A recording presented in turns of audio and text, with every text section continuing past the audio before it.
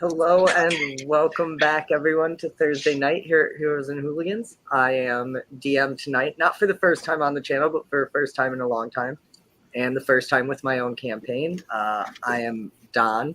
We have some familiar faces and voices with us today. Some of them haven't been seen in a while. Do you guys want to introduce yourselves before we get into the game and you introduce your characters in a little bit, or do you want to save that for later? Your show, man. You tell us what you want. Sure. So you're in charge here. Joining me tonight. It was a weird punch to the chest hearing someone else say, "Welcome back to another Thursday night here at Heroes and Hooligans."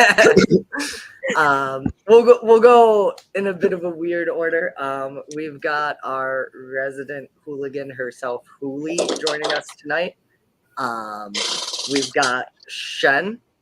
We love her on Thursday nights and in all the campaigns she joins. Tonight we'll be playing a new character.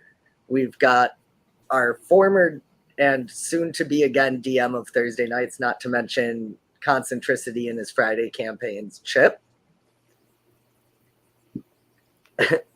That's a peace sign, not a middle finger. Green screen, I swear. We've got Not Duke. I could say his name, but it feels better to call him Not Duke on the channel. And we've got Randy, who hasn't been with us for a little while. How are you guys feeling tonight? Everyone excited? So excited. Feeling good. I really hope that my forgetfulness changing your name has not hurt you, my friend. Oh no. Very, very, very good with this. But yeah, we're starting a new campaign today, so we're going to get right into it and set the scene a little bit. We are in Faerun, just a little bit east of the Sword Coast, fairly far north. We're east of the Neverwinter Wood, as it is midwinter in Faerun. The sky has been clouded, and anyone who knows how to read the sky and things knows that we're getting midwinter is 2 weeks away. It's about time for one of those good old famous nor'easters to come through in the next week or two sometime. Wouldn't be right to have midwinter festival without 2 feet of snow on the ground, right? But we find our party not north of the spine of the world in Icewind Dale, not in the bustling metropolises of Neverwinter or Waterdeep, but instead we find them trudging along, a thin layer of snow covering the ground from a light snowfall a few days ago, as they've been traveling for probably about a day and a half since they all met up in Longsaddle. And as they've been traveling, today they started to see what looks like farms. I mean, it's the middle of winter and there's snow, so there's not a ton of crops around. But as you guys travel for a few days, probably an hour or so before midday, you guys see what is your first true sign of what could possibly be called a village, which is what you've been told to look for, is the village of Oakhurst over near this area. You passed Morgar's Mound, a giant hill that looks like a dragon, just last night and camped fairly close to it and set off this morning hoping that you would make yourselves where you seem to find yourself, as a cluster of about 6 buildings sits atop a hill, maybe a half mile in the distance. You guys have been seeing farms and farmhouses for the better part of the morning as you guys have gotten close, but you finally now think you found the village center. So if you would like to go around and introduce your characters and tell our audience what they see as you guys start to approach the village. We can go normal way if we want here and start with you, Jero. Okay, that works. So, I'm Jero Lightfeather, also Randy. I'm playing a half-moon elf. Currently a sorcerer, will eventually be a Sorlock. Silvery bluish hair, blue eyes, wearing nothing crazy, only has light armor. He's a dirty clothy, so, but, yeah. That's about it. Cool. And Jero, you've been traveling for a little while with Atlas, right? Correct. We know each other from our original town, Silvermoon. Cool. Silvery Moon? So what does the other half of this Silvery Moon duo look like? Atlas Axia is bit. Currently, what he looks like is he's got some chainmail on. His face is covered with a full helmet. But underneath that helmet, he is a half sun elf. He's about 6 foot, golden hair, luscious, amazing. Carries shield and a spear, and he looks like he is a very, very tanky gentleman. Nice. And the two of you met up with some other travelers recently when you guys were in Long Saddle a couple days ago. This trio had set out from Waterdeep. So when you were kind of the newest addition even to that trio, so why don't we start with you? Yeah, Sylvan Amberleaf. Just moved here from Evermead a little bit ago. Been taking some odd jobs here and there. And I heard about this temple up around these parts that's must have all sorts of loot stashed away. It's been forgotten for centuries. That's where all the best treasure is, right? Or so you've heard. Yeah. But Sylvan is short and lithe, red hair, freckled peach skin, always a little bit of a smirk on her face as she walks with a walking stick or staff in one hand. Very lightly armored. Nice. You had joined up with a pair that have known each other for a little while. Peg, Althea, do you guys want to introduce your characters?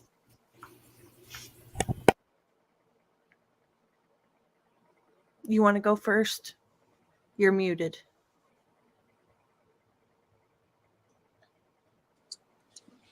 All right. Peg Bundy, she's a Owlin, and she is a wizard. She is keeping an eye on Althea Bundy because she just wants to. Bugby. she's keeping an eye on her, but she kind of doesn't want to be there. But she is.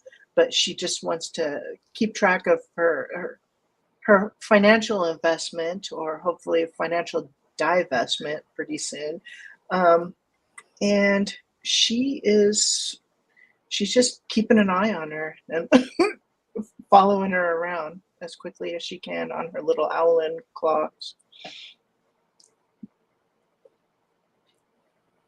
Yeah, and Althea, or Al for short, will find herself at whatever part of the walking order that Peg is not. And she is very tall, over 7 foot, very fuzzy, as she's a hobgoblin.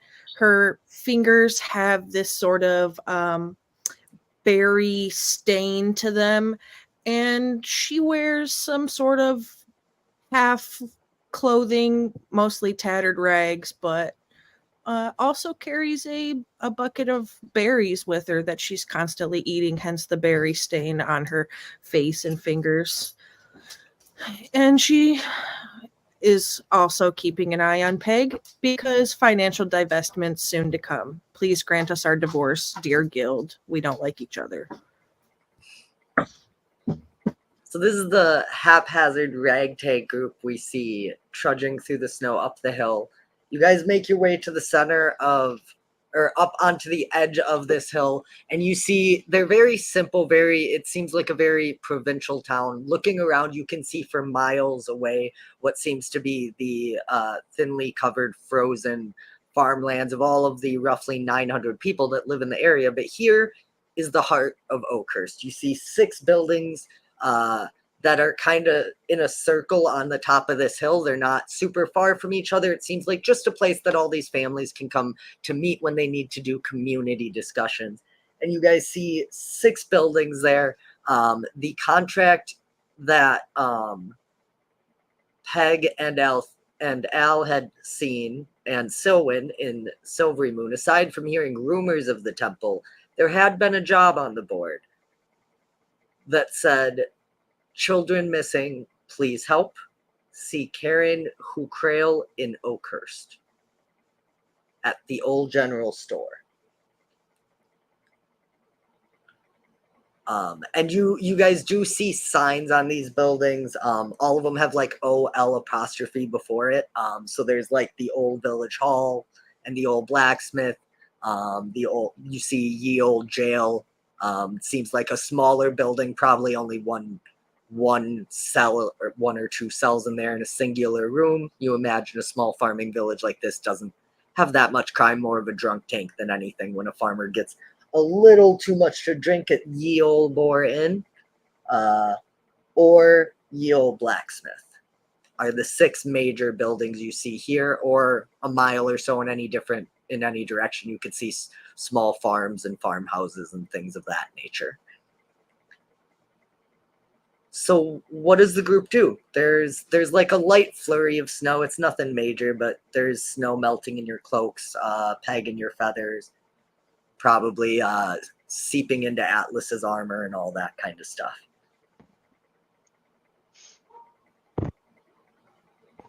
Well, if you ask me, it's too late in the day to start anything really important. So we should find something to eat or other things before we actually do anything else.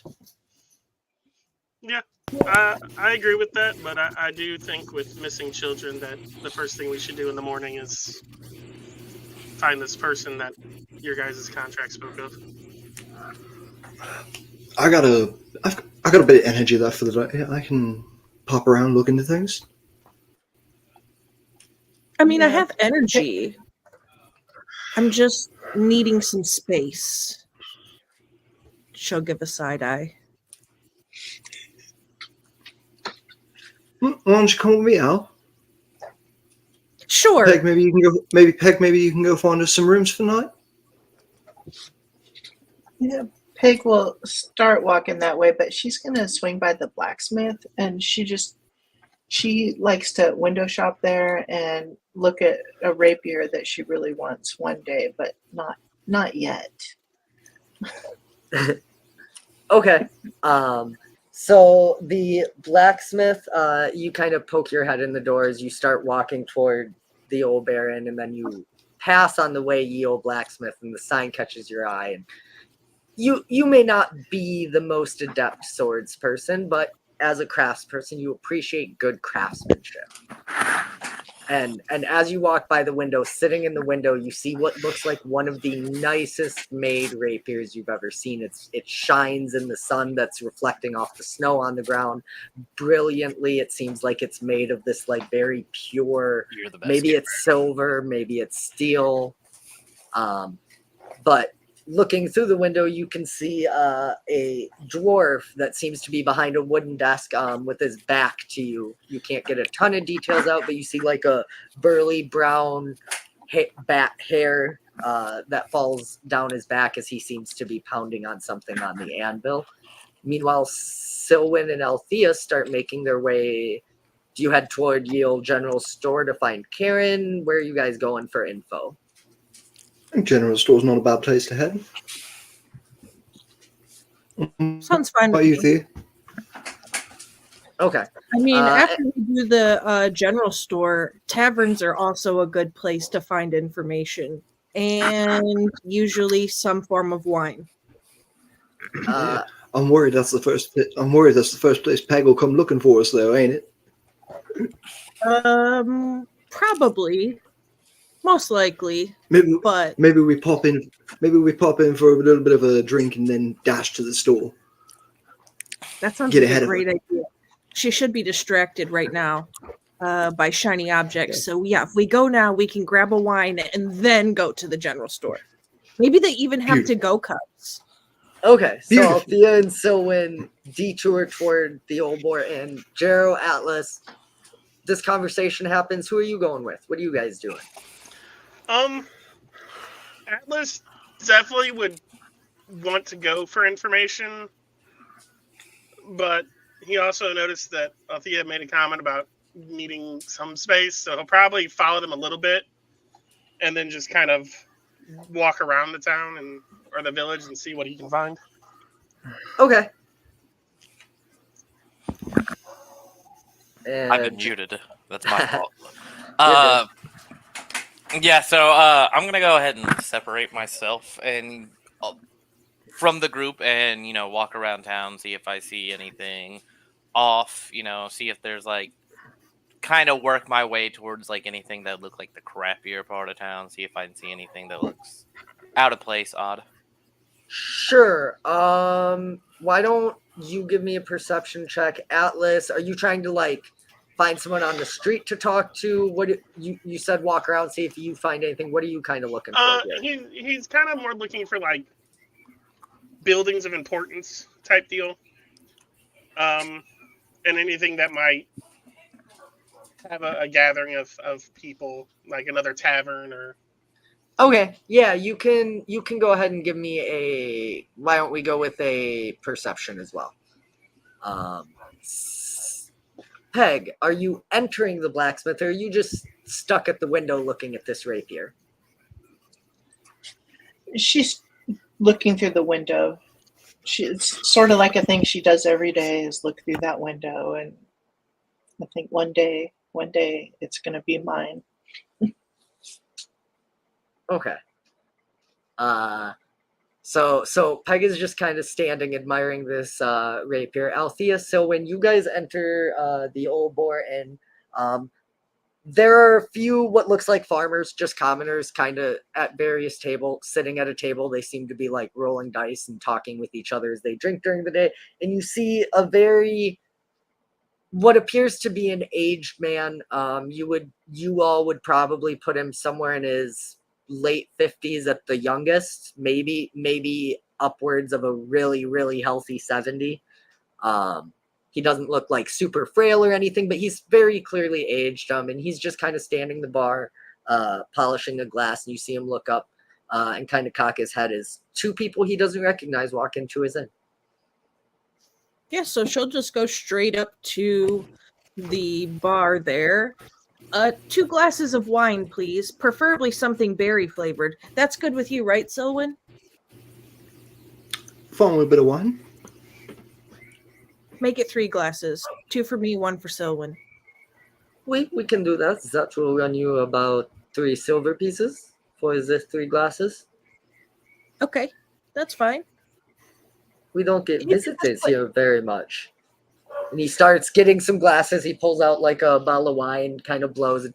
These farmers probably don't appreciate wine. He's probably had it for a while. There's some dust on the bottle, but it looks like a pretty good bottle of wine. It doesn't look like he's trying to like rip you guys off or anything. And he starts pouring 3 glasses as he's just absentmindedly bartender talking to you guys. Just came to the continent. Oh, Yes. It's very strange. Very strange. Does that make you from? What is that word? I remember someone talking about it. Is it Maztica? No, Evermeet. Oh, the island of the elves. Yes. We don't get many from there. No, I'd imagine you wouldn't. It's quite a change. Don't get much weather like this there. And are you also from the Elf Islands? Nope, I'm just from right up the way in Waterdeep. Oh, we do get travelers from Waterdeep from time to time. Does that mean you're coming for Karen's message, or have you heard the rumors about the goblins? Actually, I was just going to ask. I've heard some rumors about some goblins and something about poison apples. Do you know anything about that? It happens from time to time. We do not see them very often, but occasionally goblins from the Nibrai area come out and they will sell us apples. And once a year, one of those apples happens to be pure white, and anyone who touches it dies. No one really knows why, but it's been a while. We haven't seen the goblins in probably 10 days, maybe 4 now.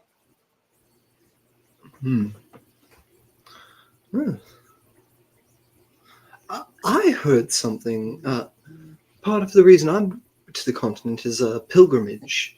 I don't know how much you know about Evermeet, but a lot of Palorian worshippers there. I heard there's an old temple around these parts. No one has gone there in a long time. It fell into a ravine ages ago. Would you? I have a map here. Would you be able to mark it for me? Sure. And he will mark it, and he says, it's weird. No one really, we used to get people, I've been here a while, 40, 50 years ago, we used to get adventurers once or twice a year looking to go and restore the honor of Pelor, but they kind of stopped when they all, didn't come back. I think was the last guy. Ooh, that must have been 13 years ago now. It was Oh this. my. It was this druid. I think he was. He seemed very odd. He kept speaking madly about corruption in the land. And he said he was going to restore the temple and find it, but no one ever heard from him again.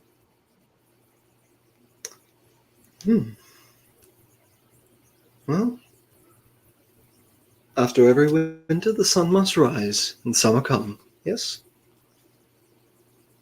That's in all my years. It's always been true. Just seems like this temple has had a very long winter. I wish you more luck than the last ones who went. As I said, it's not for the faint of heart. No one's come back. It's been missing for a long time. And how Pelor how long it belonged? How crowded is this bar? Like at the bar here where we are. At the bar, there's no one there. There's a table maybe 15 feet away that these three farmers are at. Other than that, it doesn't seem super busy. You figure with it being winter, people are probably with their families preparing, trying to save up, that kind of thing. Okay, cool. In that case, I'm just going to say, Pelor guide you and cast guidance on him. And you as well, friend? What was that you were saying? I was just asking how long. You said it's been 13 years since the last adventurers came through. I mean, yes, when people have been trying to find this place for decades and none of them come back eventually, even the ones who think themselves brave realize it would not be smart to go seeking that place. And above the table, refresh my memory. Who's the name on the contract we're meant to meet? It was Karen Hookrail. Karen. Okay.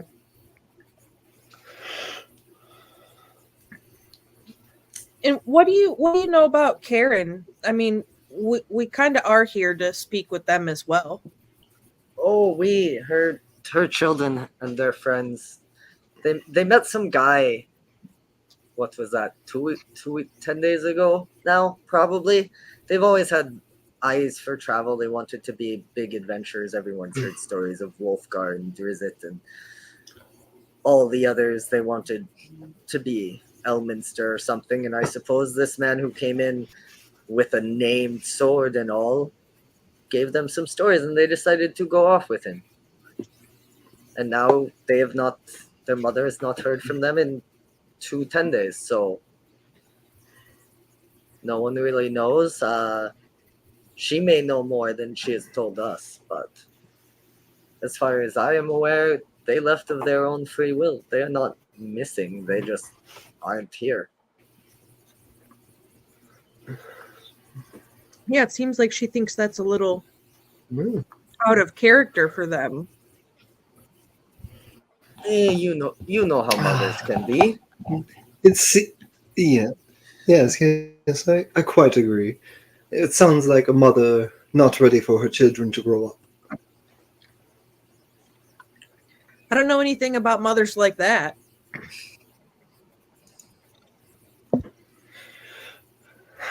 My second Thursday I can night tell you here a thing or two. with mommy issues.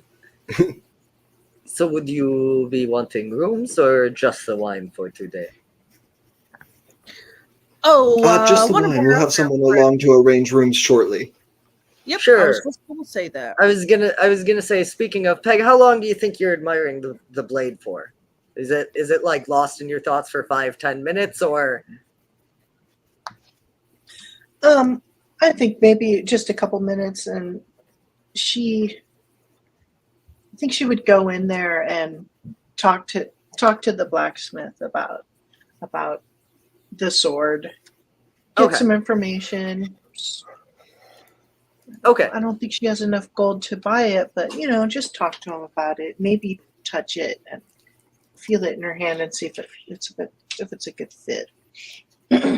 Sure. So we'll do that. I just want to handle those perception checks before I forget. Okay. So with a 12, Randy, you don't see a lot of people out. It is close to midwinter. So again, probably not the busiest time for the village center. It's not like harvest or anything. So you don't see a lot of people like moving around. You do see lights on in all 6 of the buildings on this hill, and you see some farmhouses out in the distance.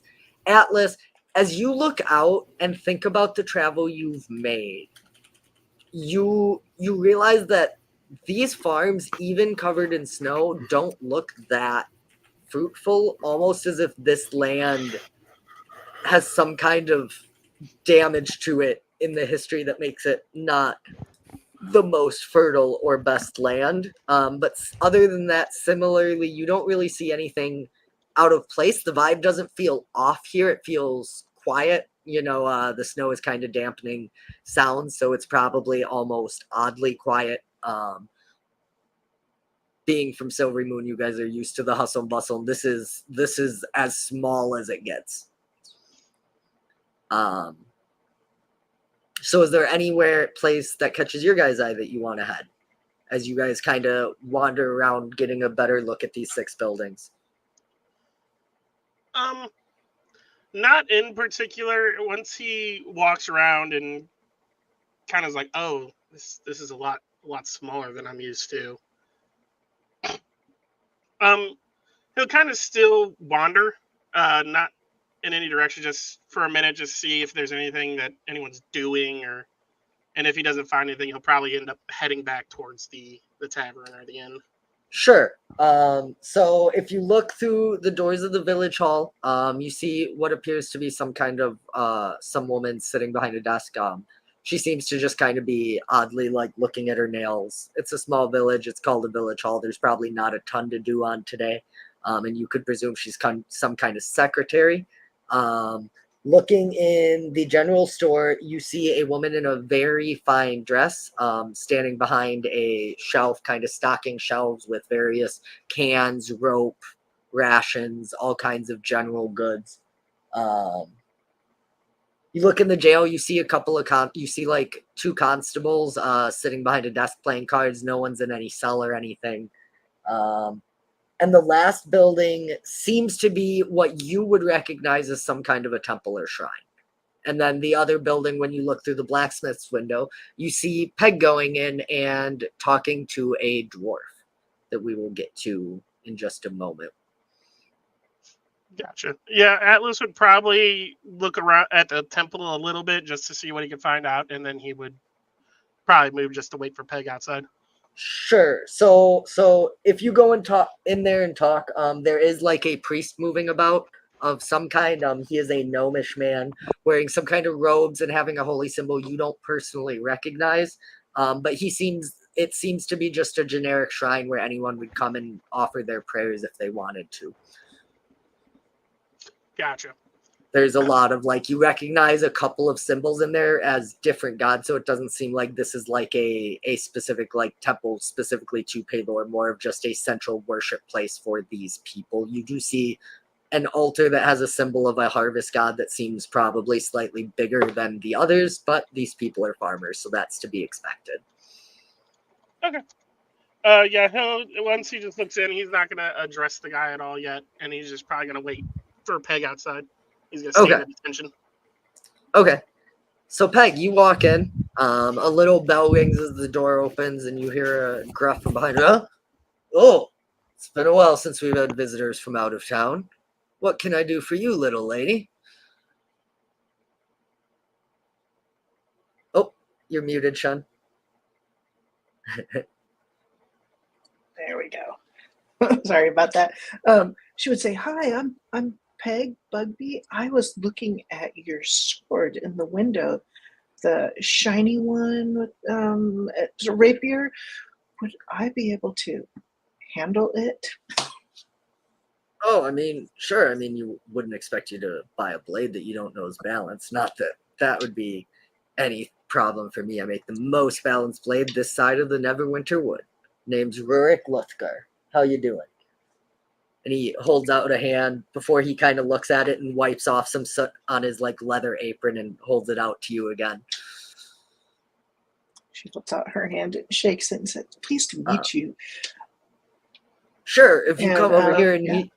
he starts to lead you toward the rapier in the window. And I will say, when you step in here, it is vastly different. Right outside, it's very brisk. It's probably like 30, 40 degrees Fahrenheit. That there is a running forge in here. Like when you stepped in, there was a wall of heat that instantly warmed you to your bones. Your feathers start drying out. All of that as he walks over and he puts this in your blade and you feel it, and it feels extremely smooth and quick. It feels like one of the most balanced blades you've ever held. And you, as someone with some kind of arcane training, you're not getting any kind of like magical vibrations from this. It just seems to have been very well made. He says, "It's the best blade I've ever seen. Wish I could say I'd made it."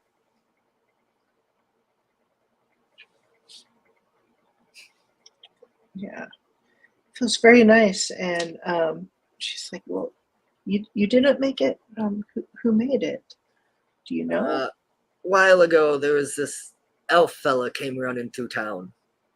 Had no food, needed money.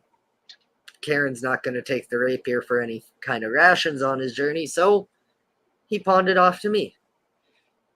If you ask me, it looks like he or one of his people probably made it. But no one's bought it since. I mean, it's not like we get travelers all the time. That was probably 4 or 5 years ago now. She'll ask him, how much are you charging for this sword? Well, it's pretty well made. Normally for a basic rapier, I'd charge somewhere in the 20, 25 gold piece range, which again is more than these farmers typically want to buy. They just want a good piece of iron they can use to beat the wolves or goblins off of their animals. This one's really well made. If I really wanted to, I could probably get 30 or 40 for it.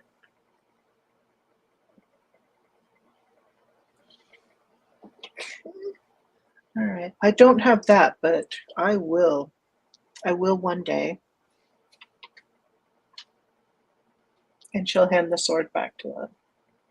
He kind of gives you an appraising look as he looks you up and down and says, "You know, lots of people say that. Most of them never come back. But for some reason, I believe you." And he puts the sword back on the sheath and says, "Tell you what, I know I said it's really well made and I could get 30 or 40. If you can get," he does some math in his head, "paid 12, because I felt bad for the guy. If you can get me 18 gold pieces, it's going to serve you better than sitting in my window." She'll nod in earnest and she'll say thank you, and she'll head out. And he goes back to hammering on his forge, the little bell rings, and you walk out to seeing Atlas standing at attention. Jero, what were you doing? And probably around this time is when Althea and Selwyn are ending their conversation, saying, "Oh, we should get out of here before Peg comes in here," and make you see the door to the Old Boar Inn open. Althea maybe has a little bit of a wobble to her step after 2 glasses, but she's not drunk or anything. There's nothing you could prove. As her and Selwyn head out, are you guys heading for the general store then? That's what the contract or the job board said. It said, "See Karen Pookrail at the general store." Do we I want to go assume do we want to go do our job, or do we want to keep doing things that are fun? Yes. Yes to which? ¿Por qué no los dos? Why not both? I find they're usually pretty mutually exclusive, but we can try. And Well, if I'll you start have walking to, towards the general right. store.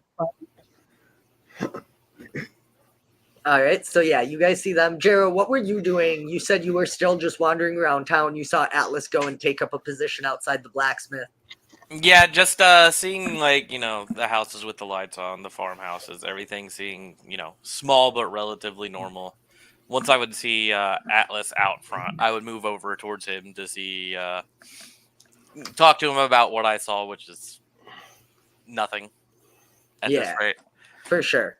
Yeah, everything's really close. Like you all see each other moving around. This is like a central circle. In the center, there's what looks like a fountain. It's winter, so the water's been drained and or frozen there, so it's not like spraying water or anything. But yeah, so you would very quickly wandering around, see Atlas over there and head over there as Peg comes out. Althea and Selwyn walk out of the inn and start making their way to the general store. Where would the three of you like to go when Peg rejoins you guys? Atlas would kind of nod to Peg as she came out, and then just kind of be like, "Are we gonna go with those two over there, or does it look like there's a lot of other things to check out here?"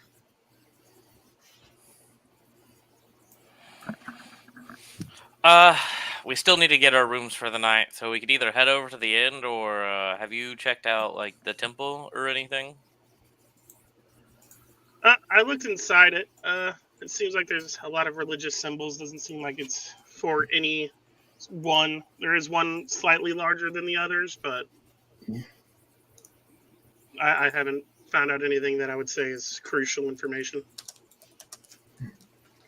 All right, why don't we go ahead and lock up our rooms for the night before we do anything else? By the way, if you want, because I know you're a paladin, if you wanted to give me a religion check, Atlas, you could, to identify like what the larger symbol was or anything. Oh, with my -2, I got a non-natural 1. Oof. Yeah, you're not sure. Like I said, it's clearly some kind of harvest. It's like a symbol of like I'm double checking here.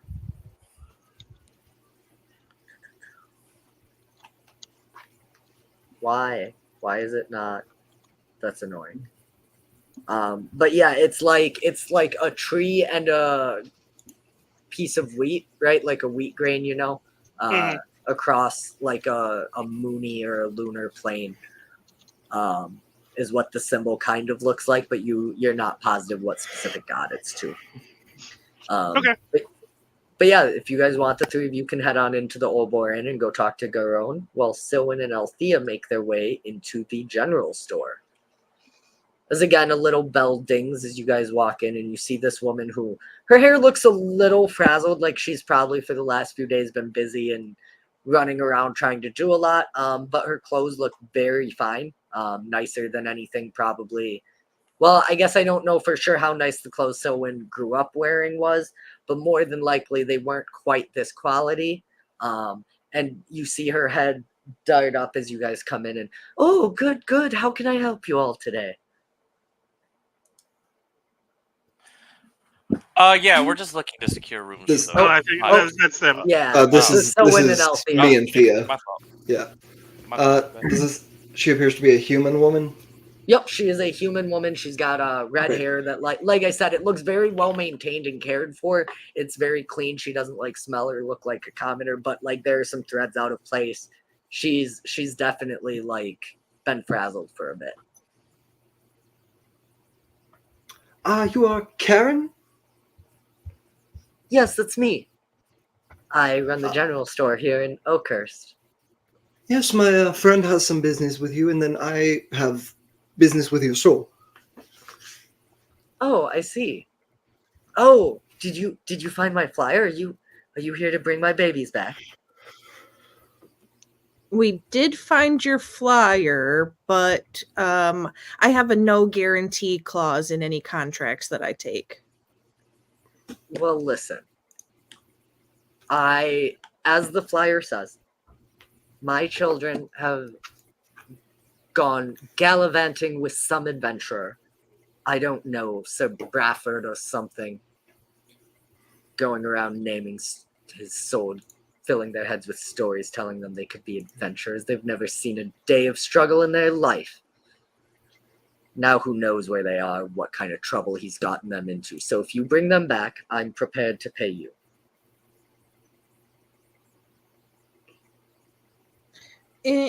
Okay. I do not know. It is necessarily our business. Perhaps verification of your children's well-being for a lesser reward, maybe? It's not what I'm paying for. My kids may think they're old enough to make their own decisions. But mother How knows old best. are your children? Taryn turned 19 last month, and Shaw was born 3 years after him, so she's 16. And then their friend is 18. I'd be more than happy to return your daughter to your care. She's a child, but your son's an adult, ma'am. My son has never done anything more strenuous than sweep this shop. It's a good thing the word's there to teach him then, isn't it? I am willing to pay you. Let me double check here. You all would be able to salvage wherever they are. If I recall, I believe Sir Bradford said something about seeking out that temple wherever it is. God knows what came of it since that dragon cult took over it. But I'm sorry, since what? Oh, I mean, it's just stories. It's not like recent, but rumors say that, 50, 60 years ago, back when Ashadon was raising the entire fields, that there was a cult of his followers that took up in the sunken temple. Ah, But essentially, I believe that's this Sir Bradford was taking them there because he wanted to go and find his own glory and knew he needed people with him. But I don't think he nor they understand how truly incompetent my children are. So if you bring them back to me, I will give you 50 gold pieces per person. Or, gods forbid, their bodies. They also have signet rings of our noble house, and she holds up a hand and shows a ring with like a green gemstone and a symbol carved into it. I am also willing to offer you an additional 15 gold for each ring that's returned. can I try to So make a if you check bring- to appraise this ring? Sure. You have like like a jeweler's history, tools maybe? or anything? You could do history. Yeah, If you don't have like jeweler's tools or something, you could certainly try a history. I check. think it just doesn't make sense to me for tools to apply if I can't use the tools on it. That's fair. I guess an investigation would also work if you'd prefer that. Your choice. I would definitely prefer that. Yeah. You're really looking for detail, flaws in the metal and the gem, anything like that. 14. 14. Okay. So with a 14, the ring looks like a noble signet ring. It's probably worth like 20, 25 gold pieces. It's not super crazy. A lot of these are like, most of the gold goes into the platinum of the ring, and then it's some kind of fake gem, and you can tell that it's not that it's a bad gem. It's clearly some kind of shiny green rock, but it's not a true emerald. Yeah, it's the value is more in the status than in the Yeah. So she's certainly not offering you the full price of the rings of what they're probably valued in that 20 to 25 gold piece range, but it's pretty fair. But there's also the cost of like finding a fence if you didn't own it rightfully. Yeah, Finding a buyer. And it seems like even though she's a noble, she lives in this village and she might not have that much money. And even if she could offer more for the return of the rings or her children, more than 125 or 130 gold, and they have nothing Yeah, left. she runs a store. Yeah. So like they are offering, that's about what it comes to. If you get everything would be about, she's offering about 130 gold. That's her like set aside savings. It's not going to leave them hard out or anything. It's the money they've made on the side profit over the last 4 or 5 years they've been in town. Right. Well, I'm gonna look over at Thea. I think if we're going to go delving Dragon Coal's ruins,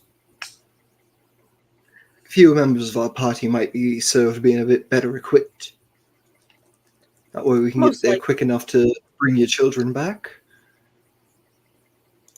I'm sure a store like yours has a line of credit with the local blacksmiths, yeah? I mean, we've got a bit of something. It's nothing crazy. Might be able to get you a discount.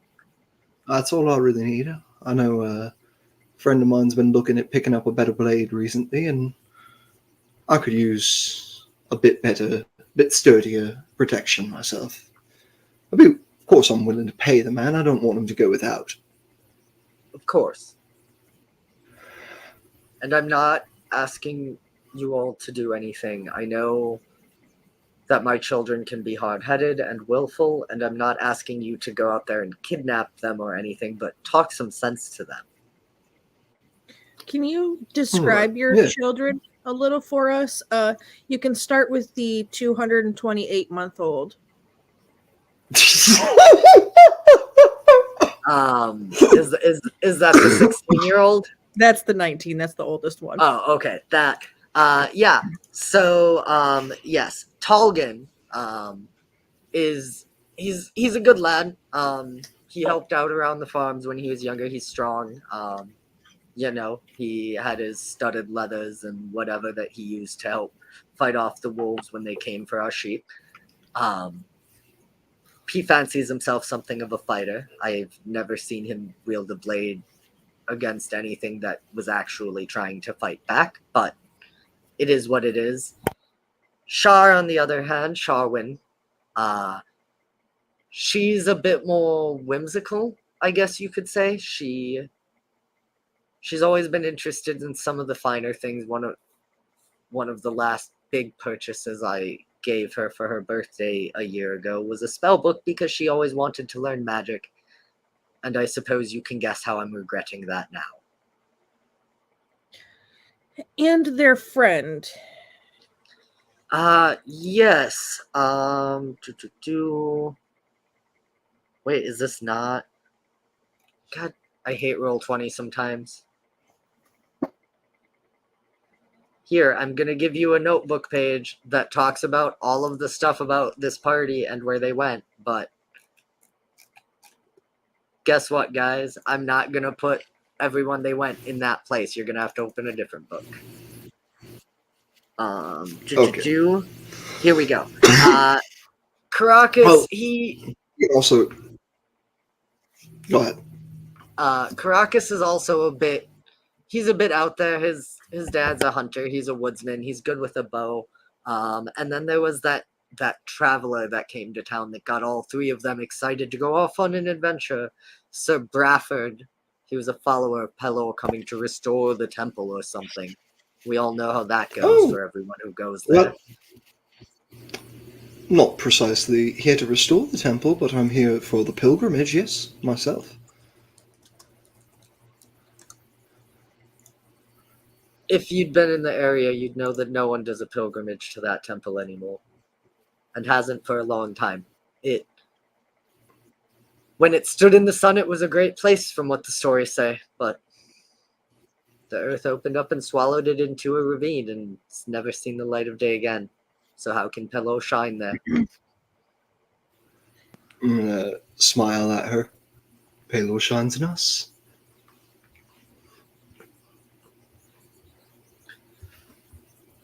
I wish I had more information. I mean, we know it's in the ravine. If you follow the old road out of town, it's about 7 miles to the ravine. If you get there, no one getting down the ravine to check out the temple where they probably went is up to you. I don't know how they plan to get down there. Milady, I hate to ask this, as it is a bit macabre. Do you know of anywhere in town we might be able to borrow a mule in a cart? In the case that it is... in the case that your children cannot walk back. I mean, there's farms for Climb miles down. around. Yeah, Climb you down could into- probably go to the Climb down nearest into the- farm. Climb down into the ravine if your children are as unwieldy, as they say, probably would have stopped them before they could get into any real danger, I'm thinking.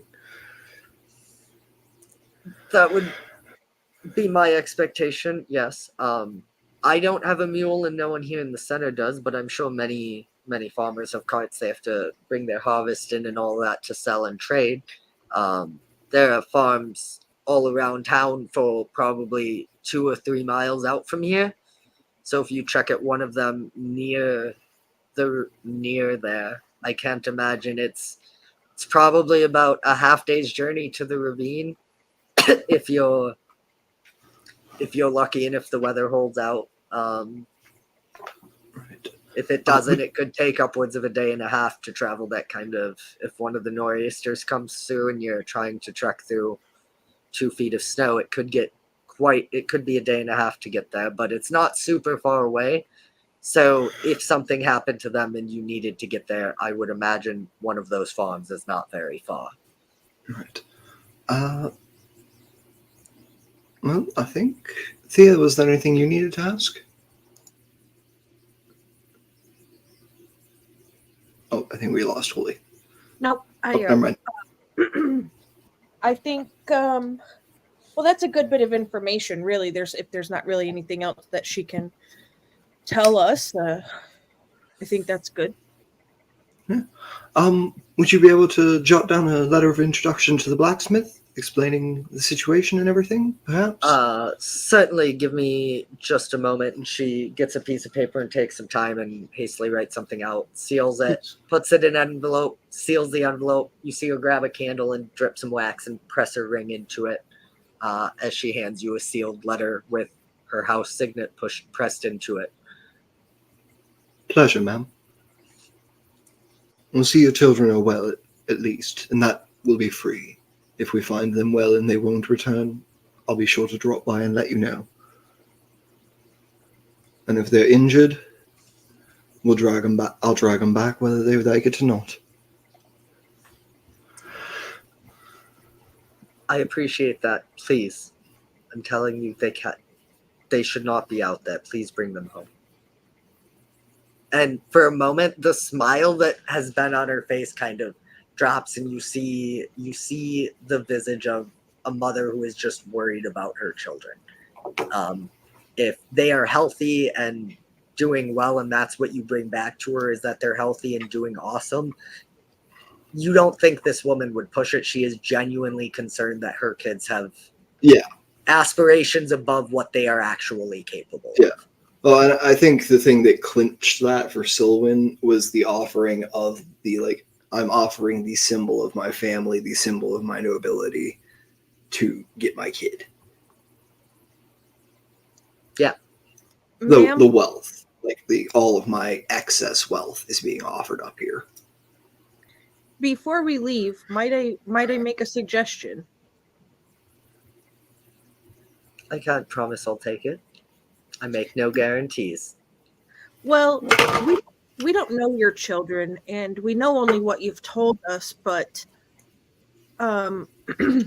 hearing of your want for them home from strangers might come off a little, I don't know, thuggish to them. So maybe take the evening and write a small letter that we could take and give to them for when we find them. I think that's fair. If you come by tomorrow, I'll prepare something for you all. Yeah, I'll come and grab it personally myself in the morning. I just, as somebody with strained relationships with my own mother, I'm quite large and not necessarily welcomed in most social circles. So I could be intimidating unintentionally. So maybe having a letter to give them with your seal that tells them, that you love them and just want them to come home might help us in persuading them to do so. You're muted. I definitely agree. And she kind of leans down closer to you, Al, and starts whispering. And for what it's worth, usually when you see a bugbear alone, they're one of the good ones. Well, I'll take that compliment. If you see a little owl running around here, her name is Peg. Make sure you tell her I'm one of the good ones too. And I'll be sure to do so. Thank you. Al, was it? Al, yeah, Al's fine. And she kind of holds out her hand, and I'm Karen, and shakes her hand. Thank you for all that you're trying to do for me. Like I said, if you come by tomorrow, I'll have a letter. If you need anything else, please don't hesitate to ask. I imagine when she shakes hands with Al that the fur on her hands is a little sticky from like berry juice and such since she hasn't washed it. And she doesn't really smell the greatest. So she kind of gets a very earthy scent when she leans close to Al.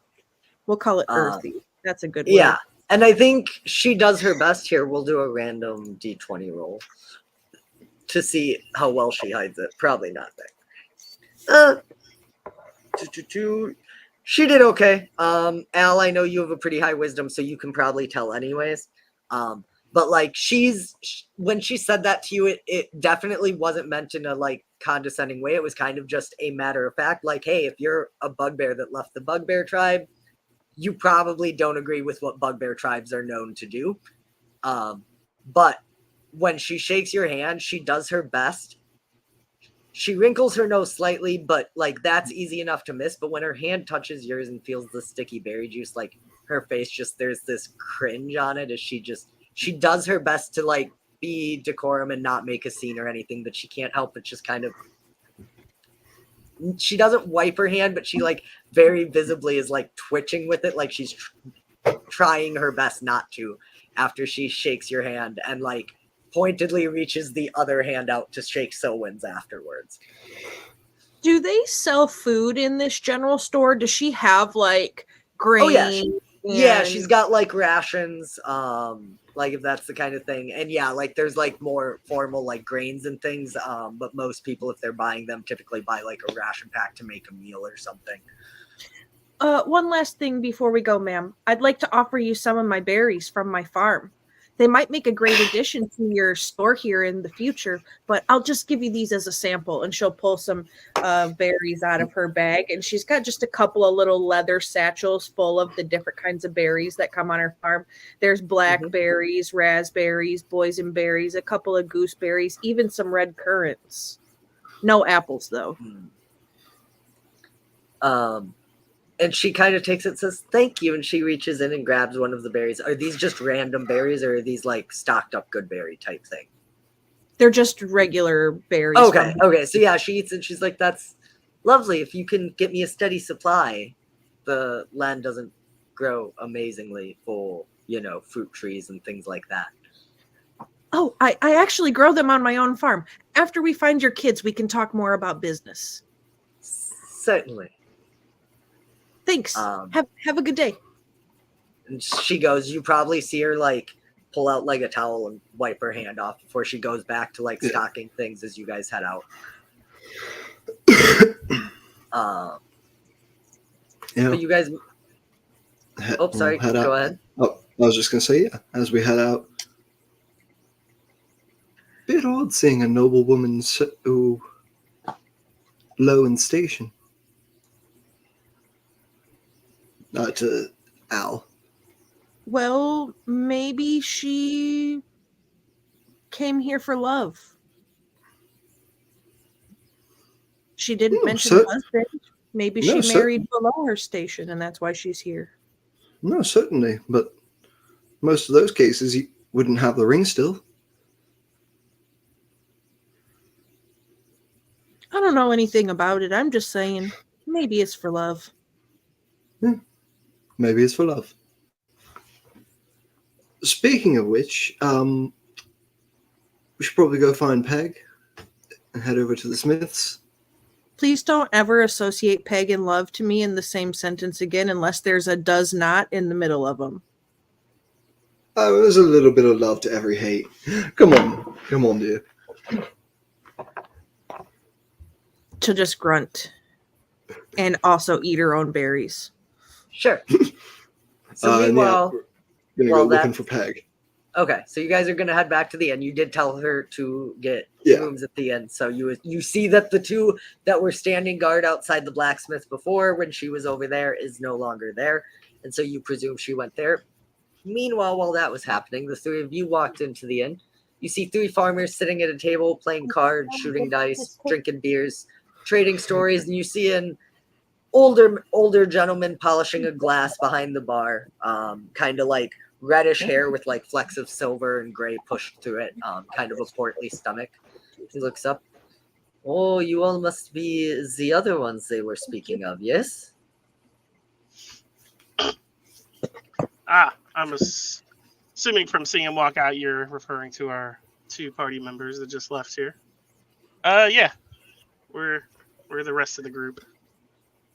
That is good. Do you also want, he counts and does math, 5 glasses of wine for the three of you? Bro totals out so fast.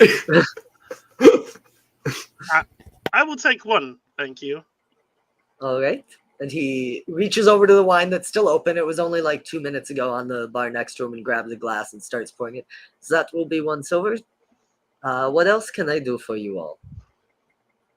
Will you all be staying or moving on today? I believe we'll be getting some rooms here, and Atlas will turn to Peg. How do you know how we're divvying up the people for these rooms, or how many rooms do you have available? That's probably a good starting question. There are 3 rooms available at my inn. It is quite small. It's only 1 story. You don't see stairs anywhere. There's just a hallway, and you see like 3 doors off it. We do not get very many travelers here. I see. What is the rates of your rooms per night?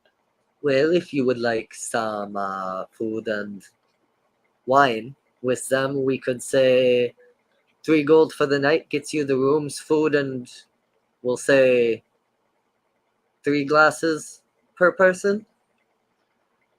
And that would be 3 gold for all 3 rooms, or 3 gold per room. No, total. And he'll look at Peg again and be like, "How do you think you want to divvy up with you 3? I don't." If I you don't would mind prefer, sharing I can rooms. instead make it 3 gold and give you a bottle of wine for each room instead. I will not drink that much wine. I do not know about the rest of everybody. Sylvan and Thea feel a shiver go down their spine. Otherwise, the rooms alone would be, and he does some math and he says, total would be about 1 gold and 1 silver. Yeah, once he hears that, he'll look at Peg and Yeah, I think Peg and Al are sharing a room because we don't trust each other. makes sense. So Makes sense. yeah. Odd way to be in a marriage, but okay. Each room does 2 have 2 beds. beds. Each room is like a 2 Yeah. twin bed situation. Damn, I want Yeah. to cuddle. I mean, you can push them together. But then there's the weird crack. Things are gonna fall in. It's okay. It's okay. Ricky and Lucy slept in separate beds. Not like a character in a different campaign had 6 of them pressed together or nothing. Well, if you 2 want a room, I figure I can either take a solo room or I can bunk with someone. Since you guys don't get a lot, he'll put 4 gold down on the table. Just keep the change too. Thank you very much. And can I call you all something? I apologize. My name is Garo. And he holds out his hand. I will shake it with a gauntleted hand. Atlas.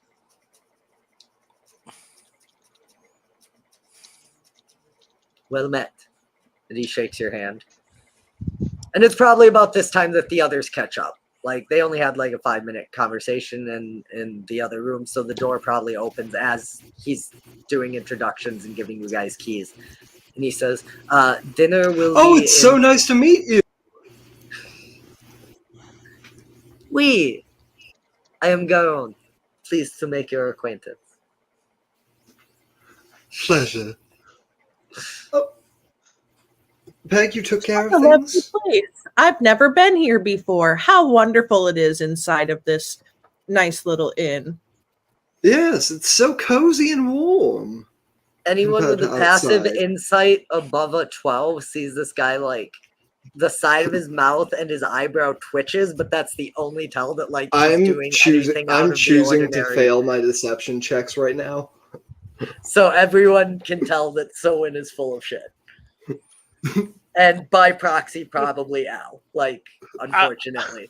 I was gonna say, I feel like we knew that when we watched them walk Yeah, I out. feel like you Yeah, got, I was it's about to say, a one, we saw them leave. it's a one square down. Like they did watch you guys walk out of here. Atlas's helmet is just looking straight at them, and it's just like gears turning sounds for a minute. So he lays out 3 keys and he says, the doors are down the hall. If you would like, I can get warm baths for you within probably an hour. Dinner Thea, will be darling, we served. have to have some warm baths. Dinner will be in 3 hours, and breakfast when you come down in the morning. If you come down and ask, I will give you the wine. Or did you want the 3 bottles instead? Atlas 3 will get- bottles. Oh my. I mean, think about it. If you are not going to drink all of it, you could take the bottles with you. If you are taking 2 glasses per person, you must drink them. Atlas will give a Yes. small like head bow and agree. I appreciate your generosity in this. And he pulls up 3 more dusty bottles, kind of uses his cloth to wipe the dust out of them and puts them with the keys. So I She'll will whisper bring- to Silwyn, probably not so quietly. Looks like we found our to-go cups. Just a little, like a low 5.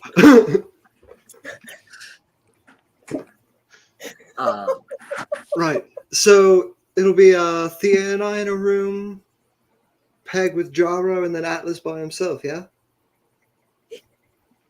Atlas will just hold 1 key, and I mean, I can take the solo room if that's how we want it. I just figured you probably need the most space, all that heavy armor to take off. It'd be nice not to have to lay it on the hard ground. Could put it on the I on the don't bed. know. Peg probably should have her own room, especially if we're having some dinner here, because her after dinner gas.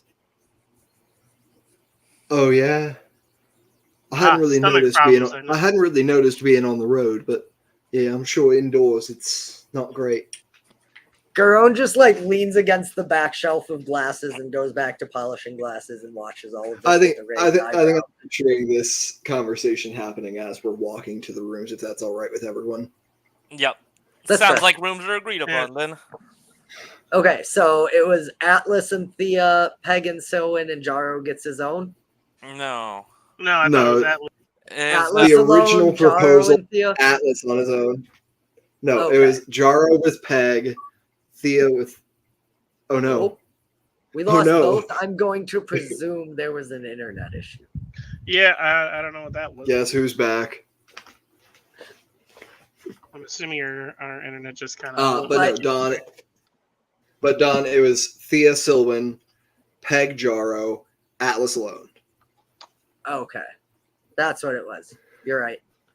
Atlas will offer And Peg the still, solo room. and that was Silwyn's suggestion. I don't know if that's what was agreed upon. Does Peg take the solo room or does she prefer the room with Jaro? She sounds gassy to me. Atlas will say, Peg, worry. you do have that. You are Yeah. muted if you were answering. Which is incredibly funny because birds can't fart. I thought out of game that Huli and I had talked about sharing a room because we don't trust each other. So I'm not sure what's happening. I've been sending Huli questions and she hasn't answered. So Oh, No, I so don't Selwyn have my suggested in game that Selwyn and Thea share a room, and that I you think- and Jaro share a room. If you guys want to prefer, it's totally up to you guys. Who gets what room? yeah, I just want to hear from Huli. Yeah, 'cause you guys I've can asked. change that. I Yeah. just hadn't got that far. Yeah, I've been well, stuck in maybe my- bring it up. You could, yeah, you could also bring it up in character. Like, actually, I think I'd rather keep an eye on Thea, sort of thing. You know, Yeah. put the beef into the game. Also, unless it's been a long time. I believe it's not that late in the night. We don't have to decide this right now. Yeah, it's like noon tops. Yeah, No, and this is But it's cold outside. It is cold outside. And Oh, there's not a oh, ton yeah. out there. keep There's in mind blacksmithing to do. also, Selwyn and Althea have been drinking, so the two of them probably aren't making the most coherent, cohesive decisions at this moment. And I think a majority of the party can pick that up by now, given the we weren't here before after you clearly saw us come Yeah. out Anyway, sort of conversation. anyways, we can Mhm.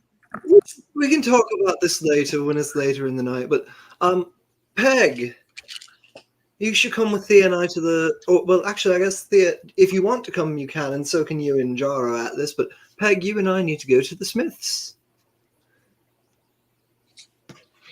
We've got a little letter of introduction, and I know you were thinking about picking up like a sword of some sort. Yeah, let's go. Let's go. Anyone else coming with? Atlas, I'll come with. I'm interested to see what they might have. I'm gonna stay Uh, here in the tavern. I need to check on my berries. Wonderful. Well, here, Thea, why don't you hang on to one of the keys, and we'll bring one with us, and then Jara, you can hang on to the other. Sounds And then good. I'll we'll hang just out figure here out for now. rooms by. We'll just figure out rooms by whoever piles in where by the end of the night. You know, Sounds like a plan to we'll me. all be here. Sounds like a plan. So Selwyn, Peg, Atlas, Jaro, were you going with them too? I actually want to step out and head towards the temple. Okay. So you do that as the other three go. Althea, you just cracking open one of those bottles of wine, drinking more. I think she'll wait to drink anymore because it is the middle of the day to kind of find out if they need to do anything else for the evening. Okay. She only has a +1 con mod, so if she drinks anymore, she's going to be rolling Okay. drunk levels. Okay, so Isn't you that why just you take guys one of talked the about getting bottles and keep carts? it closed and just kind of hang out at one of the tables in the tavern in the old Mhm. Blur Inn. Okay. So Al's hanging out. Jaro, you head over to the shrine. The other three of you head over to Rorik's blacksmith. Jaro, you get to the shrine. It's like this. Like I said, it's not really a temple. It's like a stone building, probably the only stone building out of the 6 here in the square, in the actual village itself. And it's not very big. It seems like it's probably just one room. Looking in, you see several different shrines to different gods. The one in the middle, largest, as I said, seems to be some kind of harvest. And you see a gnome in like long black robes going about like lighting candles and sweeping and seems to be maintaining the place. I wouldn't recognize any of these symbols, would I? You can Or, certainly like give me so it's not really statues, it's more like small like tables. Think almost like Day of the Dead kind of thing, but for different gods, right? Like Okay, little okay, mini gotcha. shrines. Yeah. With like stone, like with symbols carved in, and like the middle one would have like some plants and some various like harvest things, some bread, berries, etc. There, and yeah, like I said, there's just a gnome kind of going about. He's probably kneeling in front of the middle one, praying at this time before his midday meal or something like that. But if you want to give me a religion check to like identify any of them, you certainly can. 14. Sure. With a 14, the middle one is for the main pantheon's harvest goddess Shantea. And essentially, as you look around, you see relatively most of the gods of the main pantheon of Faerun represented here. So like you see, there is a small shrine to Tempest. Most of the evil gods aren't there. Tempest is considered neutral / good. But like, so you've got your various gods of war and harvest, magic. You've got your shrine to Mystra, and all of that spread out here in this small stone building. Okay, gotcha. I'd kind of just, look around, hang out, wait till, the gnome finishes praying, and then approach him. Sure. And after a couple minutes, he does seem to move his hands and stand up. He grows, he was a gnome on his knees. He only grows like 6 inches standing up. But he stands up and he doesn't really notice you. He doesn't seem to turn toward the door. He just starts to go about his duties to the shrine. But as you approach and he hears your footsteps, oh, hello. It's been a while since I've seen someone. How are you? I'm good. How are you, sir? I am good. My name's Corky. What can I call you, friend? You can call me Jero. Well met, Jero. May the god's light shine upon you. Is there something I can help you with? Yes. Me and my friends are in town recently trying to take care of a problem for a certain somebody. I was just wondering if anything weird has been going on, whatnot. Well, I know the herders tend to stay home. Monsters come out in the night. No one really knows what kind. They show up and kill animals and they kind of drain them. But there's no tracks or anything leaving. No carcasses are being dragged or anything. There's just lots of little needle-like wounds on them. No one ever sees them. It's always in the dead of night. So most of the farmers and herders have started, herding their cattle and animals closer to home and not going very far. I think Karen's kids went off with that paladin that came through a couple weeks ago. I think he said he was going to look for that old temple of Pelor that sunk into the ravine years ago. That's interesting. What direction would that temple be located? Do you possibly have any idea, like possibly any rumors or anything? Well, from what the old stories said, you would basically just follow the old road out of town, and it would go, and eventually you'd come close to this like chasm. I think most people call it a ravine, and it's somewhere down there. No one really knows. One day, 300 years ago or whenever this was, basically the ground opened up and swallowed the temple. The ground opened up. That's an interesting way to put it. I mean, it's a big ravine and the temple fell into it. What else? How else do you put it? I guess that's really the only way.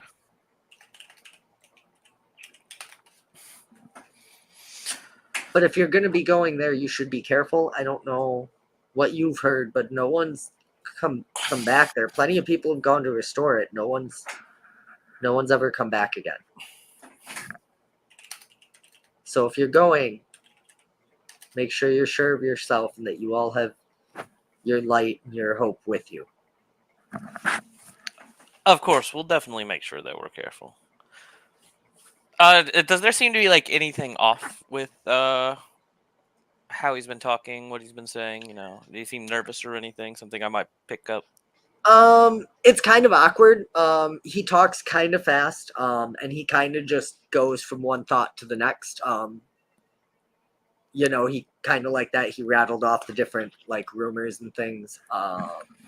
But he doesn't seem to be like hiding anything or nervous. It just seems like he doesn't talk to people all that much. Again, small farming village, people come in, say their prayers, and leave, and just leave Corky to do his own thing. But the crazy old guy who wants to live his whole life just sweeping up the shrines and caring for him, that's fine. If we got to give him food sometimes, at least we don't have to all pitch in to go clean up or something. Right. But no, he seems on the up and up. All right. Well, thank you for your time, sir. And they say there weren't autistic people in the Middle Ages. Hey. But thank you for your time, sir. I'll be going now. Of course, I'll offer a prayer for you and your friends. I appreciate it. And then I'm going to, head out over towards the blacksmithy to meet up with the gang outside of Al. Sure. And that's a perfect segue as Peg, Selwyn, and Atlas all head out of the old War Inn and head over to Rurik's blacksmith. You walk in, the little bell dings, and Rurik turns around and big smile lights up as he sees you, Peg. Back already, huh? Oh, Peg, you're acquainted? Yes, I came in earlier today. I was looking at this sword, and she points over to the rapier that's back in the window. Oh, beautiful sword. What were you asking for it? For her, I was giving her a special price, 18 gold pieces. Beautiful, beautiful. I'm here. Just spoke to Karen over at the general store, and she sent me with this letter of introduction for you. Oh, Karen. Yeah, I think, Peg, you mentioned that, right? That you guys are here about her job, her kids. And he kind of looks, recognizes the seal, and breaks it open, opens it, reads it. She basically just wrote, "Hey, these guys are gonna go look for my kids. Give them my friends and family discount." Says, "Okay, so with that, I'd give you the rapier for 15. Friends and family is generally 10% off, but what can I say? I like your feathers." All right. Well, I needed to get something a bit sturdier than this. This was fine on Evermeet, but it doesn't really hold up to the chill around here either. Pulling at the leather armor.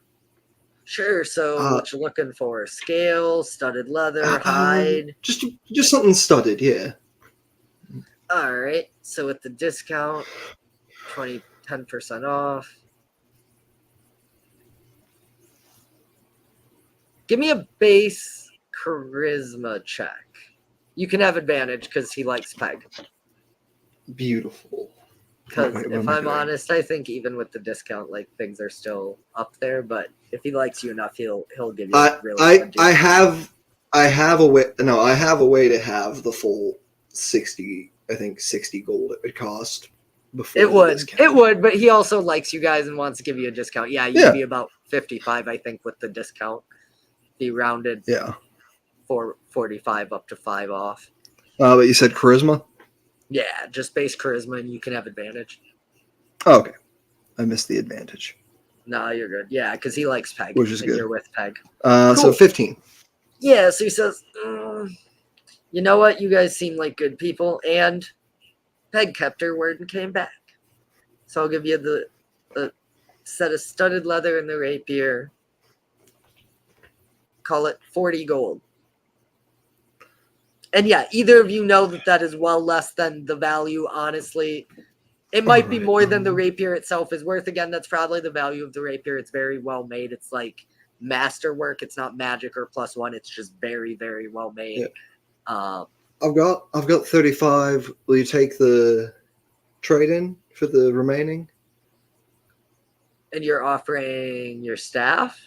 No, I'm offering the leather armor I have right now. Oh. You know what? Uh, With the leather, call it 30. Gorgeous. Good man. And good bartering. Hey, what else are you going to do here? Everyone around here knows each other, and it's not like most of them are offering me lots of gold. They come in and say, hey, I'll give you 3 turnips if you give me a piece of metal so I can beat off the wolves. All right. I'll tell you what. That armor keeps me alive on our journey. I'll come back and I'll give you 5% of whatever I find. Well, all right then. What's your name there? Sylvan, Well met, Sylvan. pleasure. Name's Rurik, and he holds out a hand. It's similar to when Peg shook it. It's very like rugged. It's a blacksmith. It's a blacksmith dwarf Some hand. soot, it's rugged, soot covered. Yeah, it's very Yeah. rough. Yeah. And I think you see, at least I think Peg and maybe Jaro see that same sort of look that happened when Althea's hand was shaken earlier. Yes, pleasure. Yeah, Jaro, this is probably around when you come in. And yeah, Atlas, he looks to you, and what about you, Mr. Big, Strong, and Shiny? Anything I can offer you? I hadn't seen a set of armor like that in a long time. I was about to say, Atlas has chain. Is there anything he can see that might be an upgrade? This guy certainly has a set of splint mail and a set of plate mail. What I will tell you is you cannot afford either of those. Yeah, I would assume Atlas knows probably roughly those prices from being from a bigger city. Yeah, even if you like 50% discounted the like splint mail, you're still looking at 100 gold. And yeah, plate is almost 2,000. So like he's got like one set that are like his lifetime's like masterpieces. Yeah, that are sitting there. I fully believe I was the richest person in the party starting out, and I'm down to 5 gold. Yeah, I'm not going to have a lot of gold. Keep tipping people a gold piece when I like them. Yeah, yeah. Well, I mean, Welcome to level 1 D&D gang. tell you what, bud. I'll make you a better deal. If you come back and you give me 5% of whatever you find, I'm impressed you all made it back. But if you all do that, I'll give you as a group 1 item from my store as payment. I mean, I'm giving you a discount selling you goods, and you're just offering me a commission off your own life risking business.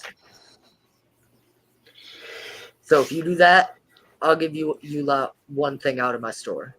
Take the deal. Deal or no deal? He's talking to Sylvan, is he? About Yeah. the deal? I mean, he's talking to the group as a whole. Like, he's just adding it on top. Him and Sylvan already agreed on the 5%. He's just saying, I'll tell you guys what, if you come back and give me some of your stuff, like, not only are you impressive for making it back, as a reward, I'll give you all something else from my shop. That sounds fair. Atlas will nod and agree as well. Well, I hope you all make history then. Does Atlas notice the sword and anything about its kind of who made it? Because I know Atlas doesn't know, but if you wanted to give me, you're talking Peg's rapier? yeah, the new one. Yeah, if you Like want to, looking for like a maker's mark. yeah, if you want to give me, I'll say either a history or investigation. Or, yeah, I think it's got to be history or investigation. I'd be willing to give you the help action on that, or vice versa, whichever one's fair. better. That's fair. So, and also would, I don't think either of you is going to be surprised at the make. Atlas is probably a little rarer I just because you're from a big city, but yeah, for sure. Yeah, You I can just help. dropped. I just dropped $300 on this. I'd like to know what it's actually worth. I got a natural 20. Nice. on my history. This is a marvelous elven rapier. It is, like I said, masterwork class.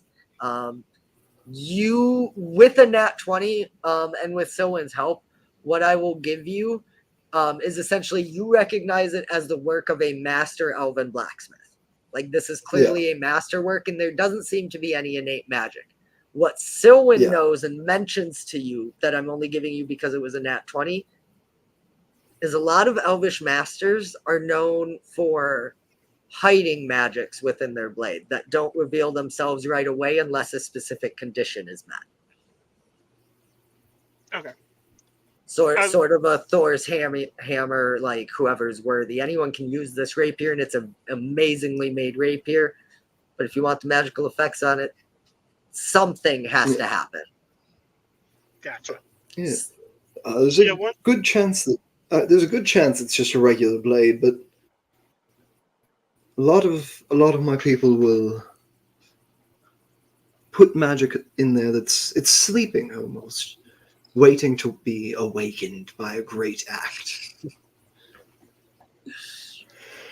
Yeah, Atlas would kind of agree with that. And Yeah, like stabbing Jaro. Give me a thrust deep inside. Was there anything else you guys wanted from Rurik, or is it just the leather and rapier for now? That's what I wanted specifically. I was gonna say you I don't can know. maybe look at some weapons, Atlas. I don't know what your actual gold or starting gold is. It's 21, but I think he's okay with. You're good for now? Okay. Yeah. So yeah, you guys head out back to the inn. Is there anything specific you guys want to get done in the evening? Your meal comes out around 4 p.m. Right? It's midwinter, so it's pretty close to sunset. Sunset's probably half hour after dinner comes out at around 4. Very early evenings, just because if you're not asleep, it's suffering even indoors. Yeah. And there is a fireplace. By the time you guys get back from shopping and making your bargains and stuff, probably 30, 45 minutes have passed, and you see Garone carrying. Althea has watched him carry 2 others, but he's carrying a 3rd bucket into one of the 3 rooms. You can see steam rising. Those of you who would like can take baths throughout the night. Food comes out. It's a very hearty stew. It warms you to your bones. Some kind of like goat, lamb kind of thing with like carrots and potatoes. Just very, very rustic provincial stew kind of a meal. And you guys can have as much of the wine as you want. I don't usually do like drunk rolls. You are welcome to play your character how you want. That falls into RP to me. I'm not gonna have someone who says I built a barbarian who's a drinking champion and I rolled a nat 1 on my first con save and got drunk off one. Play your character. But you guys can drink the wine as much as you want and have a very lovely evening. Peg, what do Go you ahead. say you and me have a girls' night? Thea won't join me in a bath, but I think just soaking in the steam and a bit of wine would be so lovely. And I know it's got to be hard to get those feathers dried out, so I'd be happy to help. Yeah, let's go have a spa day or a spa evening. Yeah. And, I think Peg and I commandeer one of the rooms, and you notice. I think we notice Sylvan does a lot of just like prompting and then listening. But if Peg has any questions throughout the night, feel free. So, what does bring you and Thea here? Like, I know you were looking for work, but you're tied together quite tightly. Is it a little saucy? Is it a little scary? Is it money? Yes, that too. Yeah. I mean, we used to be together, I but love we're when not. the answer to money and is that too. the guild, we owe the guild some money because we had this job that just was like the perfect storm. I don't know if Mercury was in retrograde, but it sucked bad. Mm. And we ended up owing money instead of making money. So it was just really rough. So you won't split up, but you're tied together by a debt. Oh, darling. How terribly romantic. That must be so bothersome. So that's a good word to describe it. Well, I know it bothers Al too, you know? We talked a little bit earlier, and it pains her to think about loving you. It's such a shame.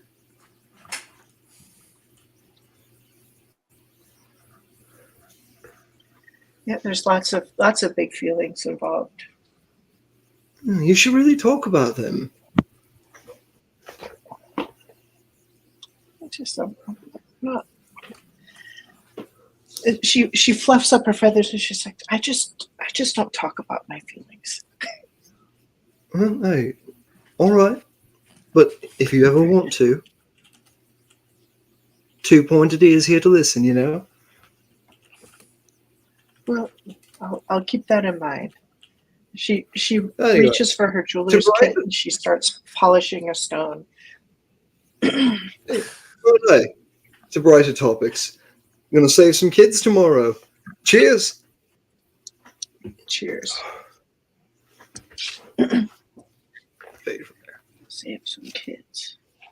We're gonna save some kids. She polishes that stone.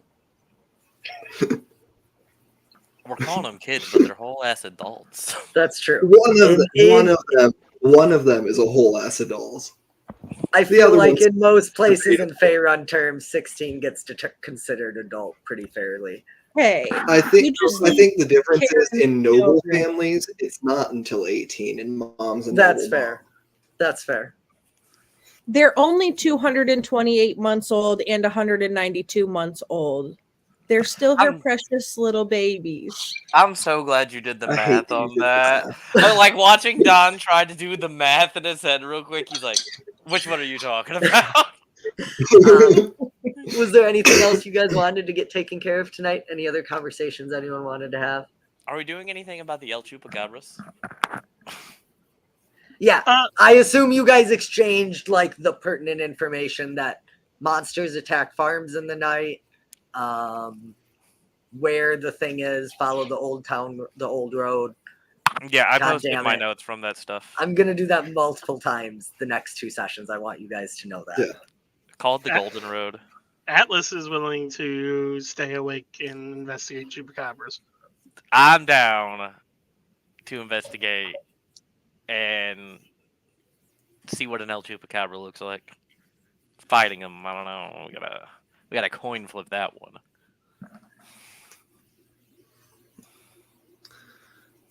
I think I come out of the room where we've been taking our baths. Oh, you should have. We'll get bloody, and I just got clean. You can use my bath. Just come and get me if there's any activity. Fine. And I toddle Hey. over to a corner of the common room of the bar. Okay. So Atlas and Jaro, you guys are going to keep watch all night outside in the cold? Oh yeah, people in danger. Atlas interested. Like, 4 hours of the night at most. It is cold. Okay, you guys can go ahead and give me perception checks. What are you doing? Where are you going? How are you doing this? Because like we've got like 4 miles, probably 20 square miles of farmland that you guys are trying to watch over here. Luckily, both of you have dark vision. That's But- true, but it doesn't let me see 4 miles. Yeah, Yeah. like that's like That ain't 60 feet. telescopic vision. How close are some of the farms to the? Closest one, if you go down the hill, probably what we would consider a quarter to a half mile away, are the closest ones. Like you could probably, with the height advantage looking down, you wouldn't have good view, but with your dark vision, you would be able to keep a watch at least around the farms directly near the center. Although you could also theorize that if something's coming out of the wilderness to attack farms, it more than Probably likely is probably hitting the ones on the edge of the farmlands, not right next to the village center. Alright, Atlas, are we doing dumb stuff? I think we go to the edge. Alright, this is how every horror story starts. Okay, so you guys can give me perception checks for your 4 hours or whatever. It is cold. The drifting snow, the flurries have stopped. But you guys can certainly give me perception checks. Is anyone else doing anything during the night, or are you guys just staying warm in the inn?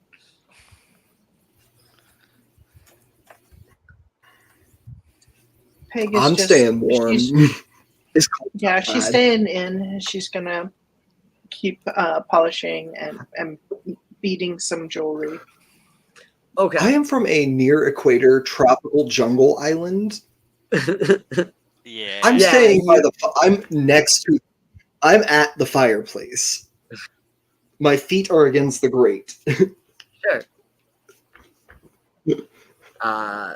So Atlas and Jaro, with those perception checks, you guys kind of walk around. It probably takes you a good 45 minutes to get to the edge. And then you guys kind of just patrol that and walk back.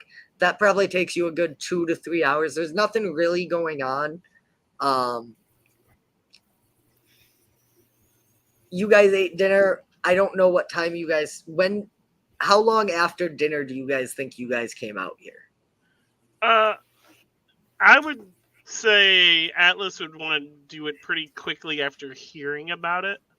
Okay, so you guys probably headed out here around 6. So around 10 p.m., you've been out here for 4 hours. You guys are getting cold, and you have not seen anything at this time. So while we're out here, I know you said Atlas noticed that the farmland looked like something might have happened in the past to cause it to be a little more. Can I use Divine Sense? Sure. You can use Divine Sense, and on top of that, if you would like to give me some kind of intelligence check, you can. Whether you want to use nature, religion, history is up to you, etc. And the same would go for you, Jaro, if you see Atlas kind of looking closer at the ground and investigating the farmland. If you want to help or take a look yourself, you're free to as well. Okay. And then as an action, I know the location of any celestial fiend or undead within 60 feet of me that is not mine to look over. Yep. I know the And- type, and then I can detect the presence of any place or object that has been consecrated or desecrated. Yep. So your divine sense is not actually pinging anything. Okay. And then- So it doesn't seem like magical in nature. I feel like he would go with the nature, even though it's worse for me. I got a 4 Okay. on my nature. So you're not sure what could have caused this.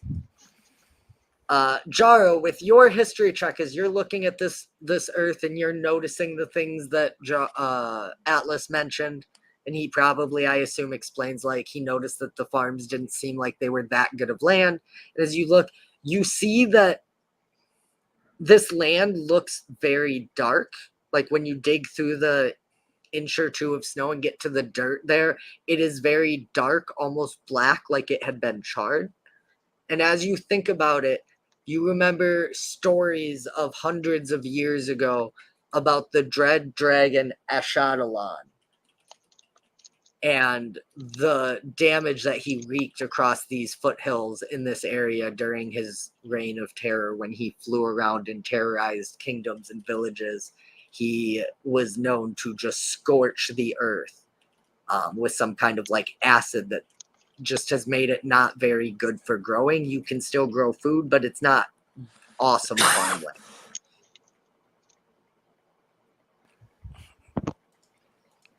Alright, I would go ahead and, relay what I understood. That, I realized that, remember the stories of the Dread Dragon Ashadalon roaming through these foothills and causing death, destroying it and whatnot. Mhm. Ah. Yeah. But other than that, you guys see no movement. You hear nothing crazy other than, sheep bleeding in the fields and You say bleeding Cows. in the fields? bleating. That's what Oh. sheep do. B-L-E-A-T. I was like, Ah. oh, Man. wait, we don't hear anything, but we hear bleeding. You hear them bleeding. that would be impressive. But so yeah, it's been probably about 4 hours. Like I said, you guys are getting really chilled to the bone. You've dug through some snow and stuff. You're wearing metal armor, Atlas, so you are extra duper cold. And Jaro, you're like, I assume you guys would have like cold weather clothes, but it is still cold. Like, so would you like to continue to stay out here or head back to the inn and warm up and get a rest still tonight? I think it's best we head back because I can't cast Firebolt on myself. Yeah. We haven't found anything yet. We'll just have to maybe ask some questions to some of these farmers tomorrow. See if we can't get a better idea of when. Until they're all dead. Well, don't say Um, that. Now Atlas doesn't want to go home. But no, I think we'll probably end up heading back. Okay, so you guys trudge back into town. You get into the inn, sit there for an hour by the fire, warming, letting the snow melt off your boots and things before you all go to your rooms and retire for the night. The night passes uneventfully. You all get a good. Oh, yep. At I was gonna about, say if anyone's doing things, they certainly can. at about 10 minutes to midnight, Sylvan just steps out to just outside the front door of the inn and says her nightly prayers to the triune mother, heart, and daughter. Sure. Give me a perception check. Okay. Yeah.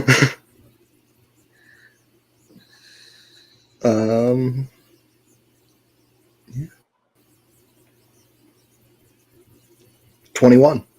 21, nice. Okay. So as you're finishing your prayers and you turn to go inside, your ear catches something far away, probably on one of the outlying farms.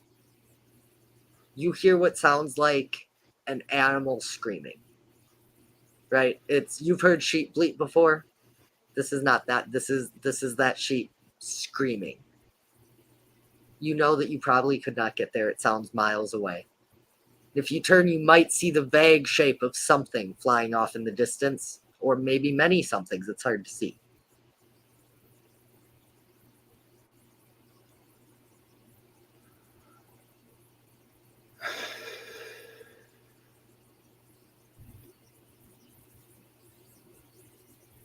Not being paid for this? And I step back inside. You do so. I assume by this time Jaro and Atlas would have turned in and retired. I assume everyone else has, and you go back to your bed and resume your meditating, unless you had been meditating before and that's when you went to pray. I meditated before, and that's when I went to pray. Okay, so you do whatever you do in your room or for the rest of the night. The night passes, morning comes. You all wake up whenever you do. Jaro and Atlas are probably a little tired. They were out a bit late. They're cold. They might have a little bit of runny noses, but nothing too bad. And everyone's able to get their long rest without issue. Yeah, I think everyone wakes up to find that Sylvan has gone and gathered breakfasts from the guy at the front and brought them to the rooms. So yeah, you guys wake up, and whenever you open your door and open it, there's just like a platter with some like eggs. There are farms around, so eggs. There's probably some like bacon or something. It's nothing super crazy or fancy, but it is a filling, good breakfast that you guys have paid for. Thought having the hot meal right there when you woke up cold would be nice. Appreciated. Yeah, well, finish up and let's get ready to go for the day, yeah? So what do you guys want to do today? You've talked to 3 of the people in the major buildings and 4 because of the inn. So there is the jail and the village hall that you guys have not gone to talk to. You certainly could, or you guys have gotten multiple people that have confirmed if you follow the old road out of town, you'll eventually you'll get to a point where you can see the ravine and look from there.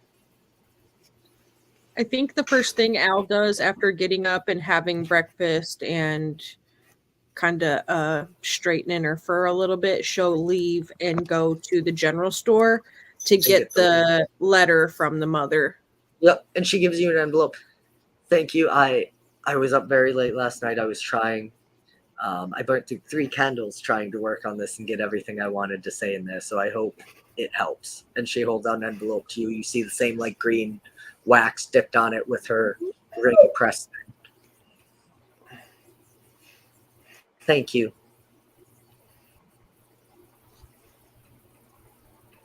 You're welcome. Well, hopefully we'll see you soon. And your children too. Just wouldn't be the same midwinter without them. I can't imagine it would be. I know that winter time on my farm was a little bit rough, but I always had my sister at least. So I could get it, you know. Hopefully everything turns out the best, and if we're not able to convince them to come back, at least you'll have some peace of mind to know that they still live. Definitely. Thank you. Thank you. Have a good day. And you head out and head back to the inn. Is there anything else the rest of you are doing? Or, like I said, what do you guys want to do today? Atlas is ready to find either the missing kids or figure out the chupacabra stuff. I think maybe we tackle one problem at a time. And I know Peg and The thing Thea we're came being here. paid for. Yeah, I think Peg and Thea came here specifically for this job, so we've already committed to it, right? After all, I mean, human life's worth more than a few sheep, right? Sure. Is there any last minute preparations any of you would like to do as you head out from the village and find the old road?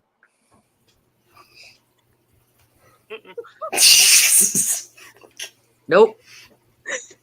So you guys head out. You were told that the old site of the temple was Actually, about no, I'm sorry. Had we? No, never mind. I just remembered. You said we all caught up about the temple stuff. and Yeah, everything, so- last night I assumed over Yeah. dinner and stuff that you guys exchanged Cool. the important bits. Sorry. Yeah. Yeah, No sorry worries. Sorry for the stuff. Nah, you're totally good. So you guys head out of town with little preparations. After about an hour of travel, a light snow starts, another flurry. 2 hours of travel, you're starting to get out past the edges of the last farmlands and the old road. And you can really see the desolation for what it is now as the snow starts to thicken and the wind starts to howl. You guys, unfortunately, find yourselves having to hold up in a cave at the foot of one of the hills overnight as a heavy blizzard hits. Nothing has attacked you throughout the day. And if you guys would choose to, you can certainly try to push on through the blizzard if you would prefer to do that. You But know, you guys, if you all didn't need to sleep for a full 8 hours, we could have left so much earlier and been there by now. It's so cold. Atlas will also be shivering, but he's trying extremely hard to hide it. you all just hear as the chains are constantly clinking. I can go if everyone else wants to. I probably should have done it this morning, but I forgot that I'm a druid and can do these things. I will- was Druidcraft? Druidcraft, yes. Sure. This blizzard seems like it's probably going to continue for a good 6 to 7 hours. This seems like that first real nor'easter blizzard coming in off the ocean over the wood. And it seems like midwinter really is just around the corner as it's finally hit. You could certainly go ahead. As I was saying, you guys would have to make some kind of like survivals at disadvantage because of the heavy snow. Or like I said, there does seem to be a place that you can get in, maybe build a fire in there, and you're at least out from under the snow and have some protection from the wind for the night. It's not super big or deep. It doesn't seem like there's any hidden tunnels. It just seems like a small, maybe 30-foot deep cave dug into the side of this hill.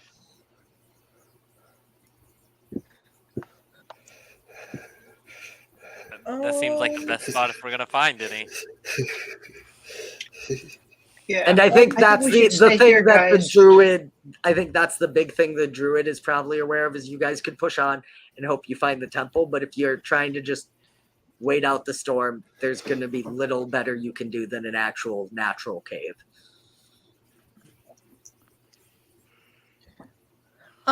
Well, casting Druidcraft, how long does it seem like the storm does it seem like He the said storm's gonna move on? 6 to 7 hours. 6 to 7. Yeah, it does look like a real Faerun, North Faerun, the first blizzard of the year. It's gonna be 4, 5, 6 hours probably. It's like it feels. You could like wait it out. It feels like a very long storm, but that's because it's the first one and it just doesn't stop for the whole Yeah. time it goes. And if you guys instead chose, you could certainly just go sit out in this in this cave for 6 hours and travel, tonight when it's dark and whatever. You could certainly travel at night. That would certainly have its own things. Or you could hold up all night. I know not a ton has happened, so if you guys want to try and push on either tonight or Let's Well, push. if we Let's want- push. Let's just get there. Let's just get this over with. It's going to be cold whether we're in the cave or cold whether we're in the storm. Well, maybe if we do stop off, we can I can light a fire, and we can at least catch some warmth before continuing on a little bit, because I don't suspect if we continue to push on, it's going to be any more tolerable than it is now. I swear the next place I go is going to be right on the equator. Well, you picked the wrong part of the world to come to if you wanted warm weather. Yes, I certainly did. so Well- you guys head into the cave. Oh, sorry, go ahead. Do you want to try the cave there, or do you want to keep traveling? I mean, I'm capable of traveling. I know Peg can travel a little bit longer. I don't think we are as kind of cold as you are, as we're a little bit more built for weather sans cold weather gear, but And not listen, Jaro, like you've lived through these winters your whole life. Like it's not like you've never experienced it. Yeah. I think the only one it's truly a unique experience for is Silwyn, who maybe has never seen snow before. I've seen snow. We have it on one mountaintop. And it's cold, and I don't go there. Yes.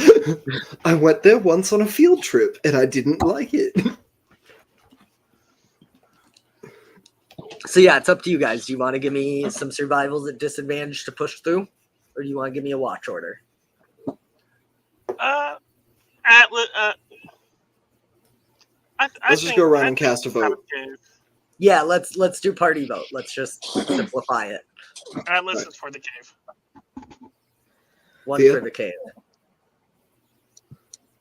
I think she'll probably be one of the last ones to vote because she doesn't care either way. So tiebreaker okay. probably. Okay. Peg would say, let's go to the cave. Okay. Two for the cave. So and Jaro. Silwyn's for pushing on, I think. Okay. Okay. Jaro is also for pushing on because I mean it's gonna be cold regardless. Like still Okay. said. That's fair. Thea, Like where you're- Silwyn is below 50 degrees, I've been cold the entire time. Al, you're our tiebreaker. Yeah, it's 2 for 2, and Peg wants to go to the cave, so Al says we should push on. Okay. Girl, So- Al. Choose who is leading the party to give me this survival check at disadvantage to try and continue it. to push on through the snow and blizzard. Not it, but I'll give a guidance. I I am. don't think full armor should be doing it. So, I'm okay with leading the way. I'm proficient in survival. If you would like me to do the check. It is our druid bugbear that is leading the way, from what I heard. Okay. Go Yeah. ahead. You said You do guidance. have- Yep. Yeah, with you can, guidance. yep. You can have the guidance. You do have disadvantage because of the blizzard. It's very hard to make anything out, even for an experienced nature person such as yourself. Okay, and guidance is just D4. You're if it helps, you're really only looking to beat a 15 here. I believe.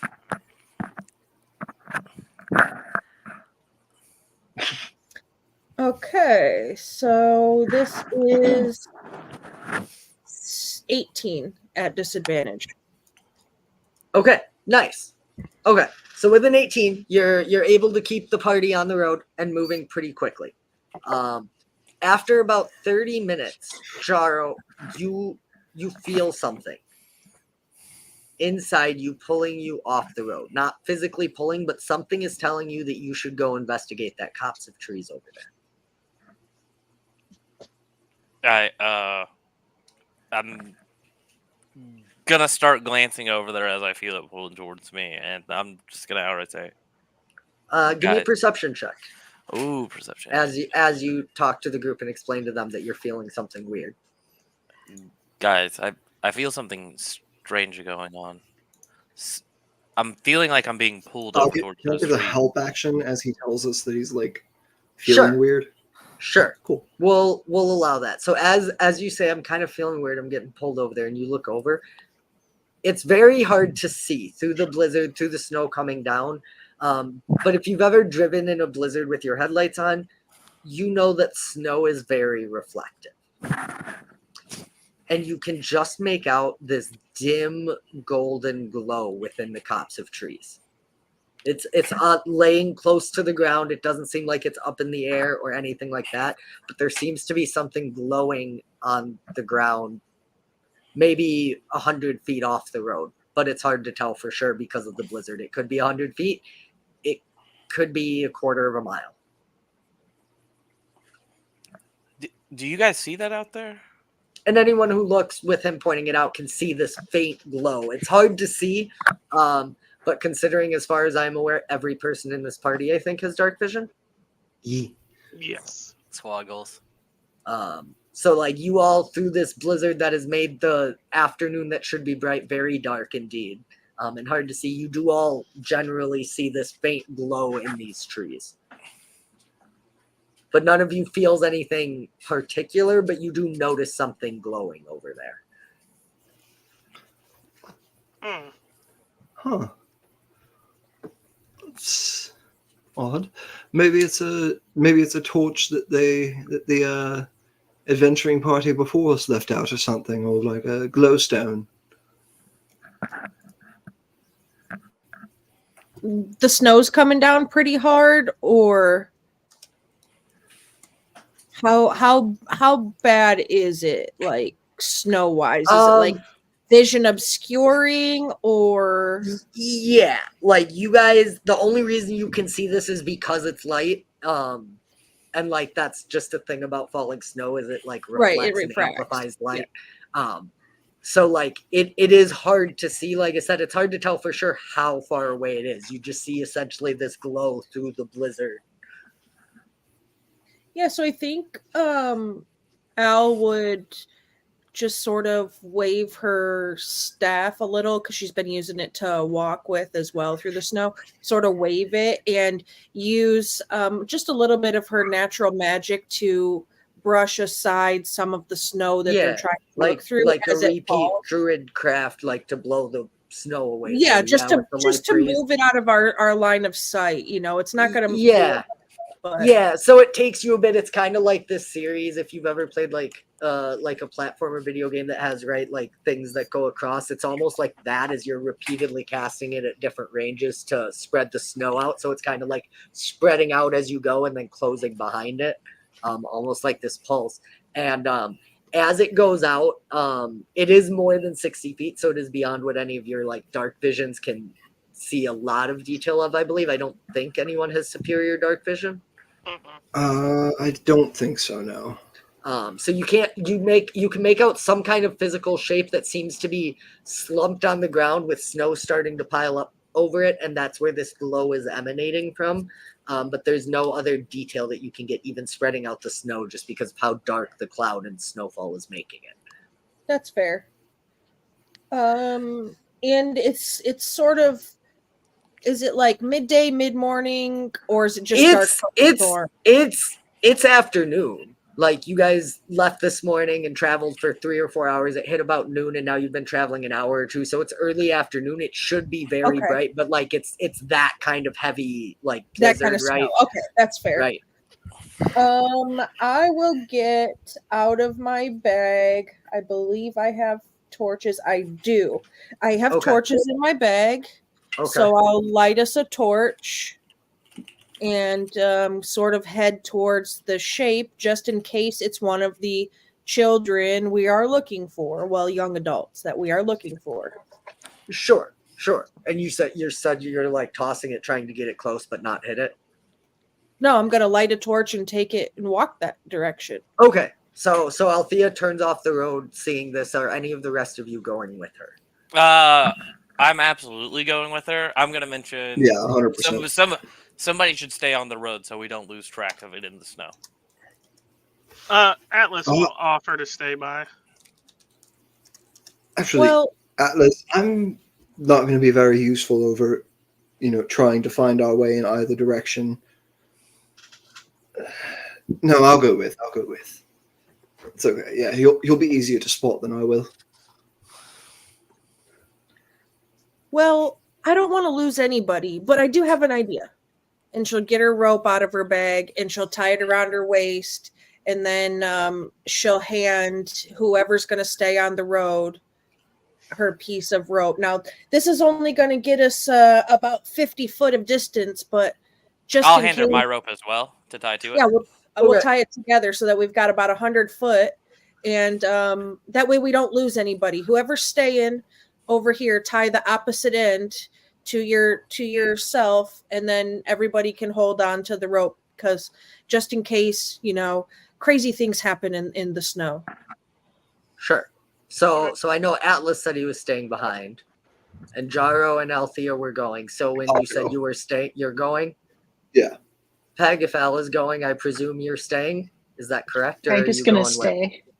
Okay. Peg is gonna stay with Atlas. Okay. So the other three of you walk, you get about 75, 80 feet before you get close enough that you can make this thing out. It's probably about 100, 510 feet away from the road, that is, not from where you've gotten to. And you see on the ground there, now that it's within range and you guys can kind of see it as you go, it seems to be some kind of animal.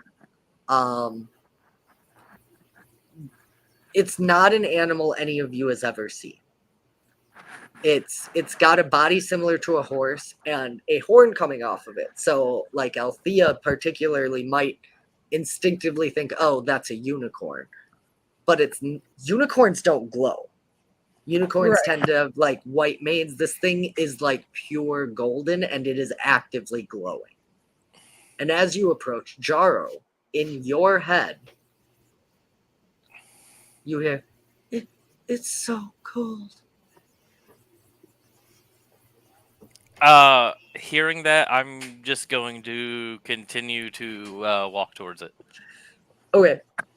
And like I said, what I described, you see this full grown, magnificent looking horse with like pure golden hair and a mane, and this like spiraling horn that comes off of its nose that is also pure golden, and it has this faint light.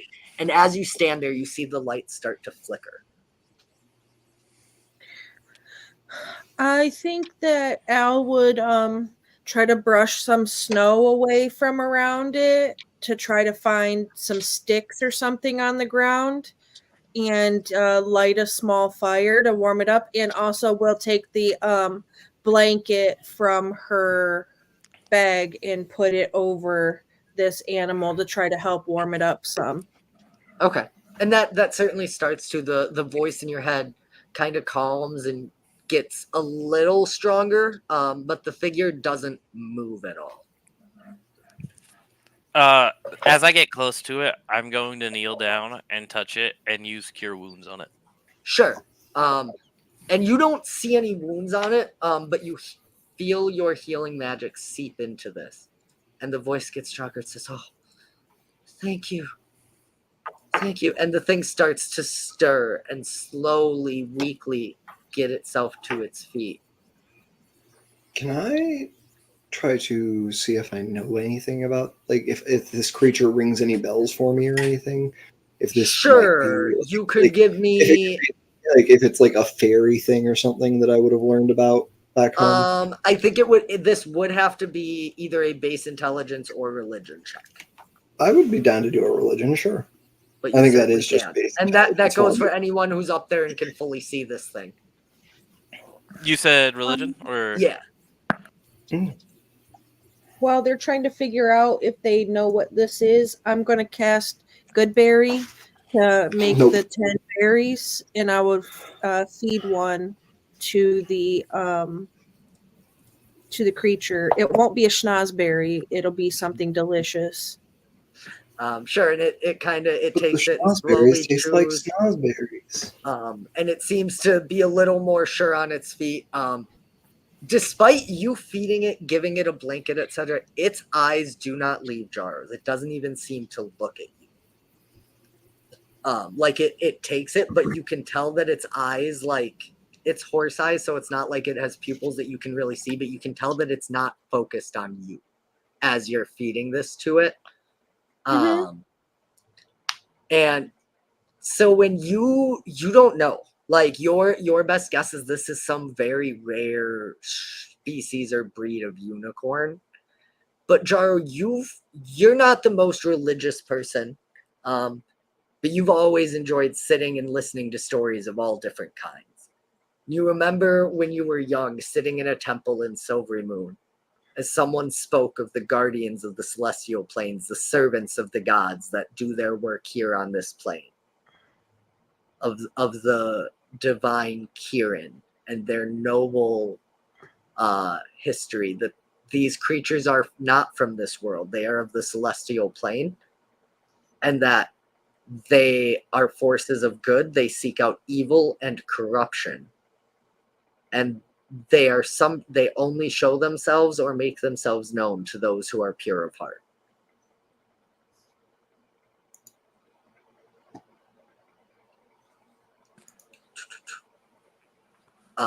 So yeah, and the good berry, like I said, it does seem to stand a little firmer.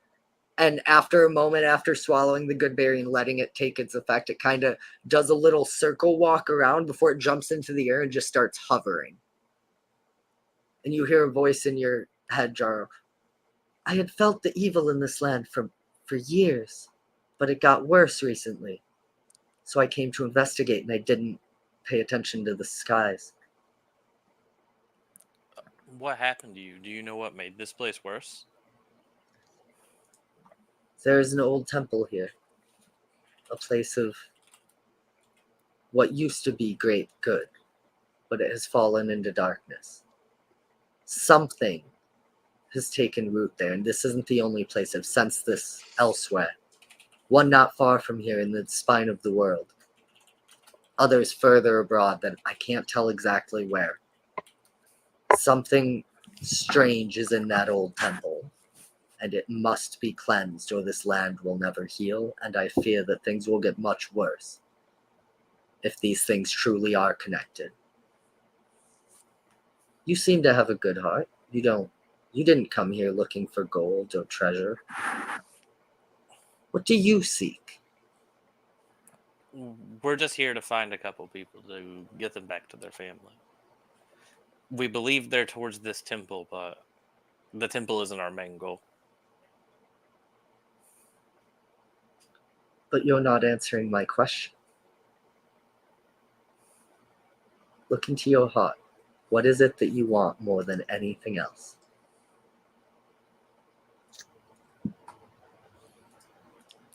Oh. Never mind. I have a feeling you'll find that answer in time. But you and your friends have helped me. So I will give you a gift. And it kind of nuzzles its head into your hand. And as it does, the horn doesn't break, it doesn't snap, there's no sound. It just falls into your hand. Cleanse this place. And seek out the others. Dark things are coming, and we need heroes who are pure of heart. As it flies off into the night sky, leaving a trail of like golden like stardust behind it. So, do you guys know what exactly that was? No idea, but as long as it survived, that makes me happy. Yeah, we should probably get back to the others before this blizzard gets any worse. And I'm going to slide the horn into my pack. Okay. That's a pretty neat horn. I bet you could have Peg make you some jewelry out of it. She's actually really good at that. Or maybe make something to hold it. Are you going to use it like a wand or something? I bet she could do some really fantastic things with it to make it more comfortable and such in your hand, or to carry it better. Those are all excellent ideas. I'm not quite sure what I'm going to do with it yet. I mean, it's a marvelous prize. You were given a gift from a creature of the wilds, a golden creature of the wilds. In all my years of living in and around nature, I've never seen anything of the sort. It definitely feels like something I should treasure for a very long time. It's really neat. But as this is happening, you all make your way back to the rest of the group. And you continue pushing forward with your survival. You are able to make it the 7 miles as the weather finally starts to clear. It takes you a long time to get there. There's still snow falling, but you can see the sky, and it brightened up for a little bit there before the sun finished setting. And just in the dying light of the sun, you look over and you see a ravine. And Althea, I think you and Silwyn are probably the first ones to notice. Tied to a rock, leaning off the ravine, now covered in snow, is a piece of rope. And as you all see this, part of the reason you don't notice it, Peg, is you're hearing a weird sound right now. The snow's died down, there's not heavy winds. But there's this melody that you've never noticed before or heard. You're not hearing instruments or anything like that. You're not hearing the wind blowing through the ravine. You're hearing the weave. And you kind of, for a moment, you flash back to when you were younger with your parents, traveling, selling jewelry and their wares to all kinds of different places. And you remember spending a time in the south in a forest with a group of elves. This was the first time you truly showed an interest in magic. And you can see it in your mind's eye, these elves with blades in their hands dancing around, weaving beautiful magic with these dances that they're doing with their swords. They tried to explain to you that the world's always singing. And you realize where you're hearing this sound from. It is the world around you, but it's vibrating through the sheath on your hip with your new rapier in it. No one else hears anything. It's not actually vibrating, but you feel a connection to everything you've never felt before. What do you think Peg is doing in this moment as she's going through these memories and hearing the world for the first time? I think she would reach down and she would touch the rapier, and she would feel the vibration and a connection to it, and it would make her want to. I think she would draw the sword and look at it and start doing some of the motions that she remembers. Sure, and you do, and shielding, trying to shield, block a hit, and she just starts doing like a dance with the sword. And it looks, Atlas, to you, who is used to wielding a blade, it looks odd. You were trained as a knight. You wear armor. You have a shield. You were trained in a very stringent, rigid way of fighting, right? Shield up, block here, chop with your sword, rinse, repeat, do this. But there's something different about the way that Peg is wielding her blade. And so this is a little closer to how you fight, but even you've been with Peg for a couple weeks now. She might have had a dagger on her hip before, but as far as you know, this is the first time you've seen her hold a blade. And the grace and fluidity that she is moving through, you see the riposte there, the block here, the lunge and jab, but they don't look like lunges and jabs, and it's very hard for you to read because it almost seems like she's just dancing and twirling and moving. And as you all watch Peg moving about, Jaro with his new gift in his bag, and as you look at this rope leading down into the ravine, that's where we're going to end tonight's session, guys. I can dig it. I had a lot of fun. Thanks everyone you for did. joining us today. We can go around real quick. I am Don. I've been your DM tonight. I will be DMing Thursdays for a little while until around November. Once again, thank you all for coming. I thank you guys as players. I had a blast. I had a lot of fun today. I hope you guys did too. Do we want to go around, introduce ourselves? We can end with Huli, so you can do sign off if you want and raid out. Sure. So, do we want to start with Shen and then work our way down and back up to Huli? I'm Shen. I play Peg, and I'm here on Heroes and Hooligans every Thursday night and every other Saturday. Yeah. Nice. Jaro, Randy. Yo, I'm Randy. I will be playing in our temporary Thursday campaign as Jaro Lightfeather. Maybe you'll see me around some other time, maybe you won't. But as always, I'll be having fun and trying to entertain you guys. Atlas, not Duke. Hello, this is not Duke. You might remember me as your favorite furry little fellow on our other Thursday campaign as Razanor. And now I'll be playing your tanky little paladin, Atlas Axie, on this Thursday campaign. All right, and I'm Chipper. You might know me as the GM for our previous Thursday campaign, Guild of Destinies, GM for Concentricity, player on Rescue Rainbow City, Delirium Seasons 1, 2, and 3 currently, Sumar Kula Saturdays, a couple shows over at Streaming Rainbow. I get around.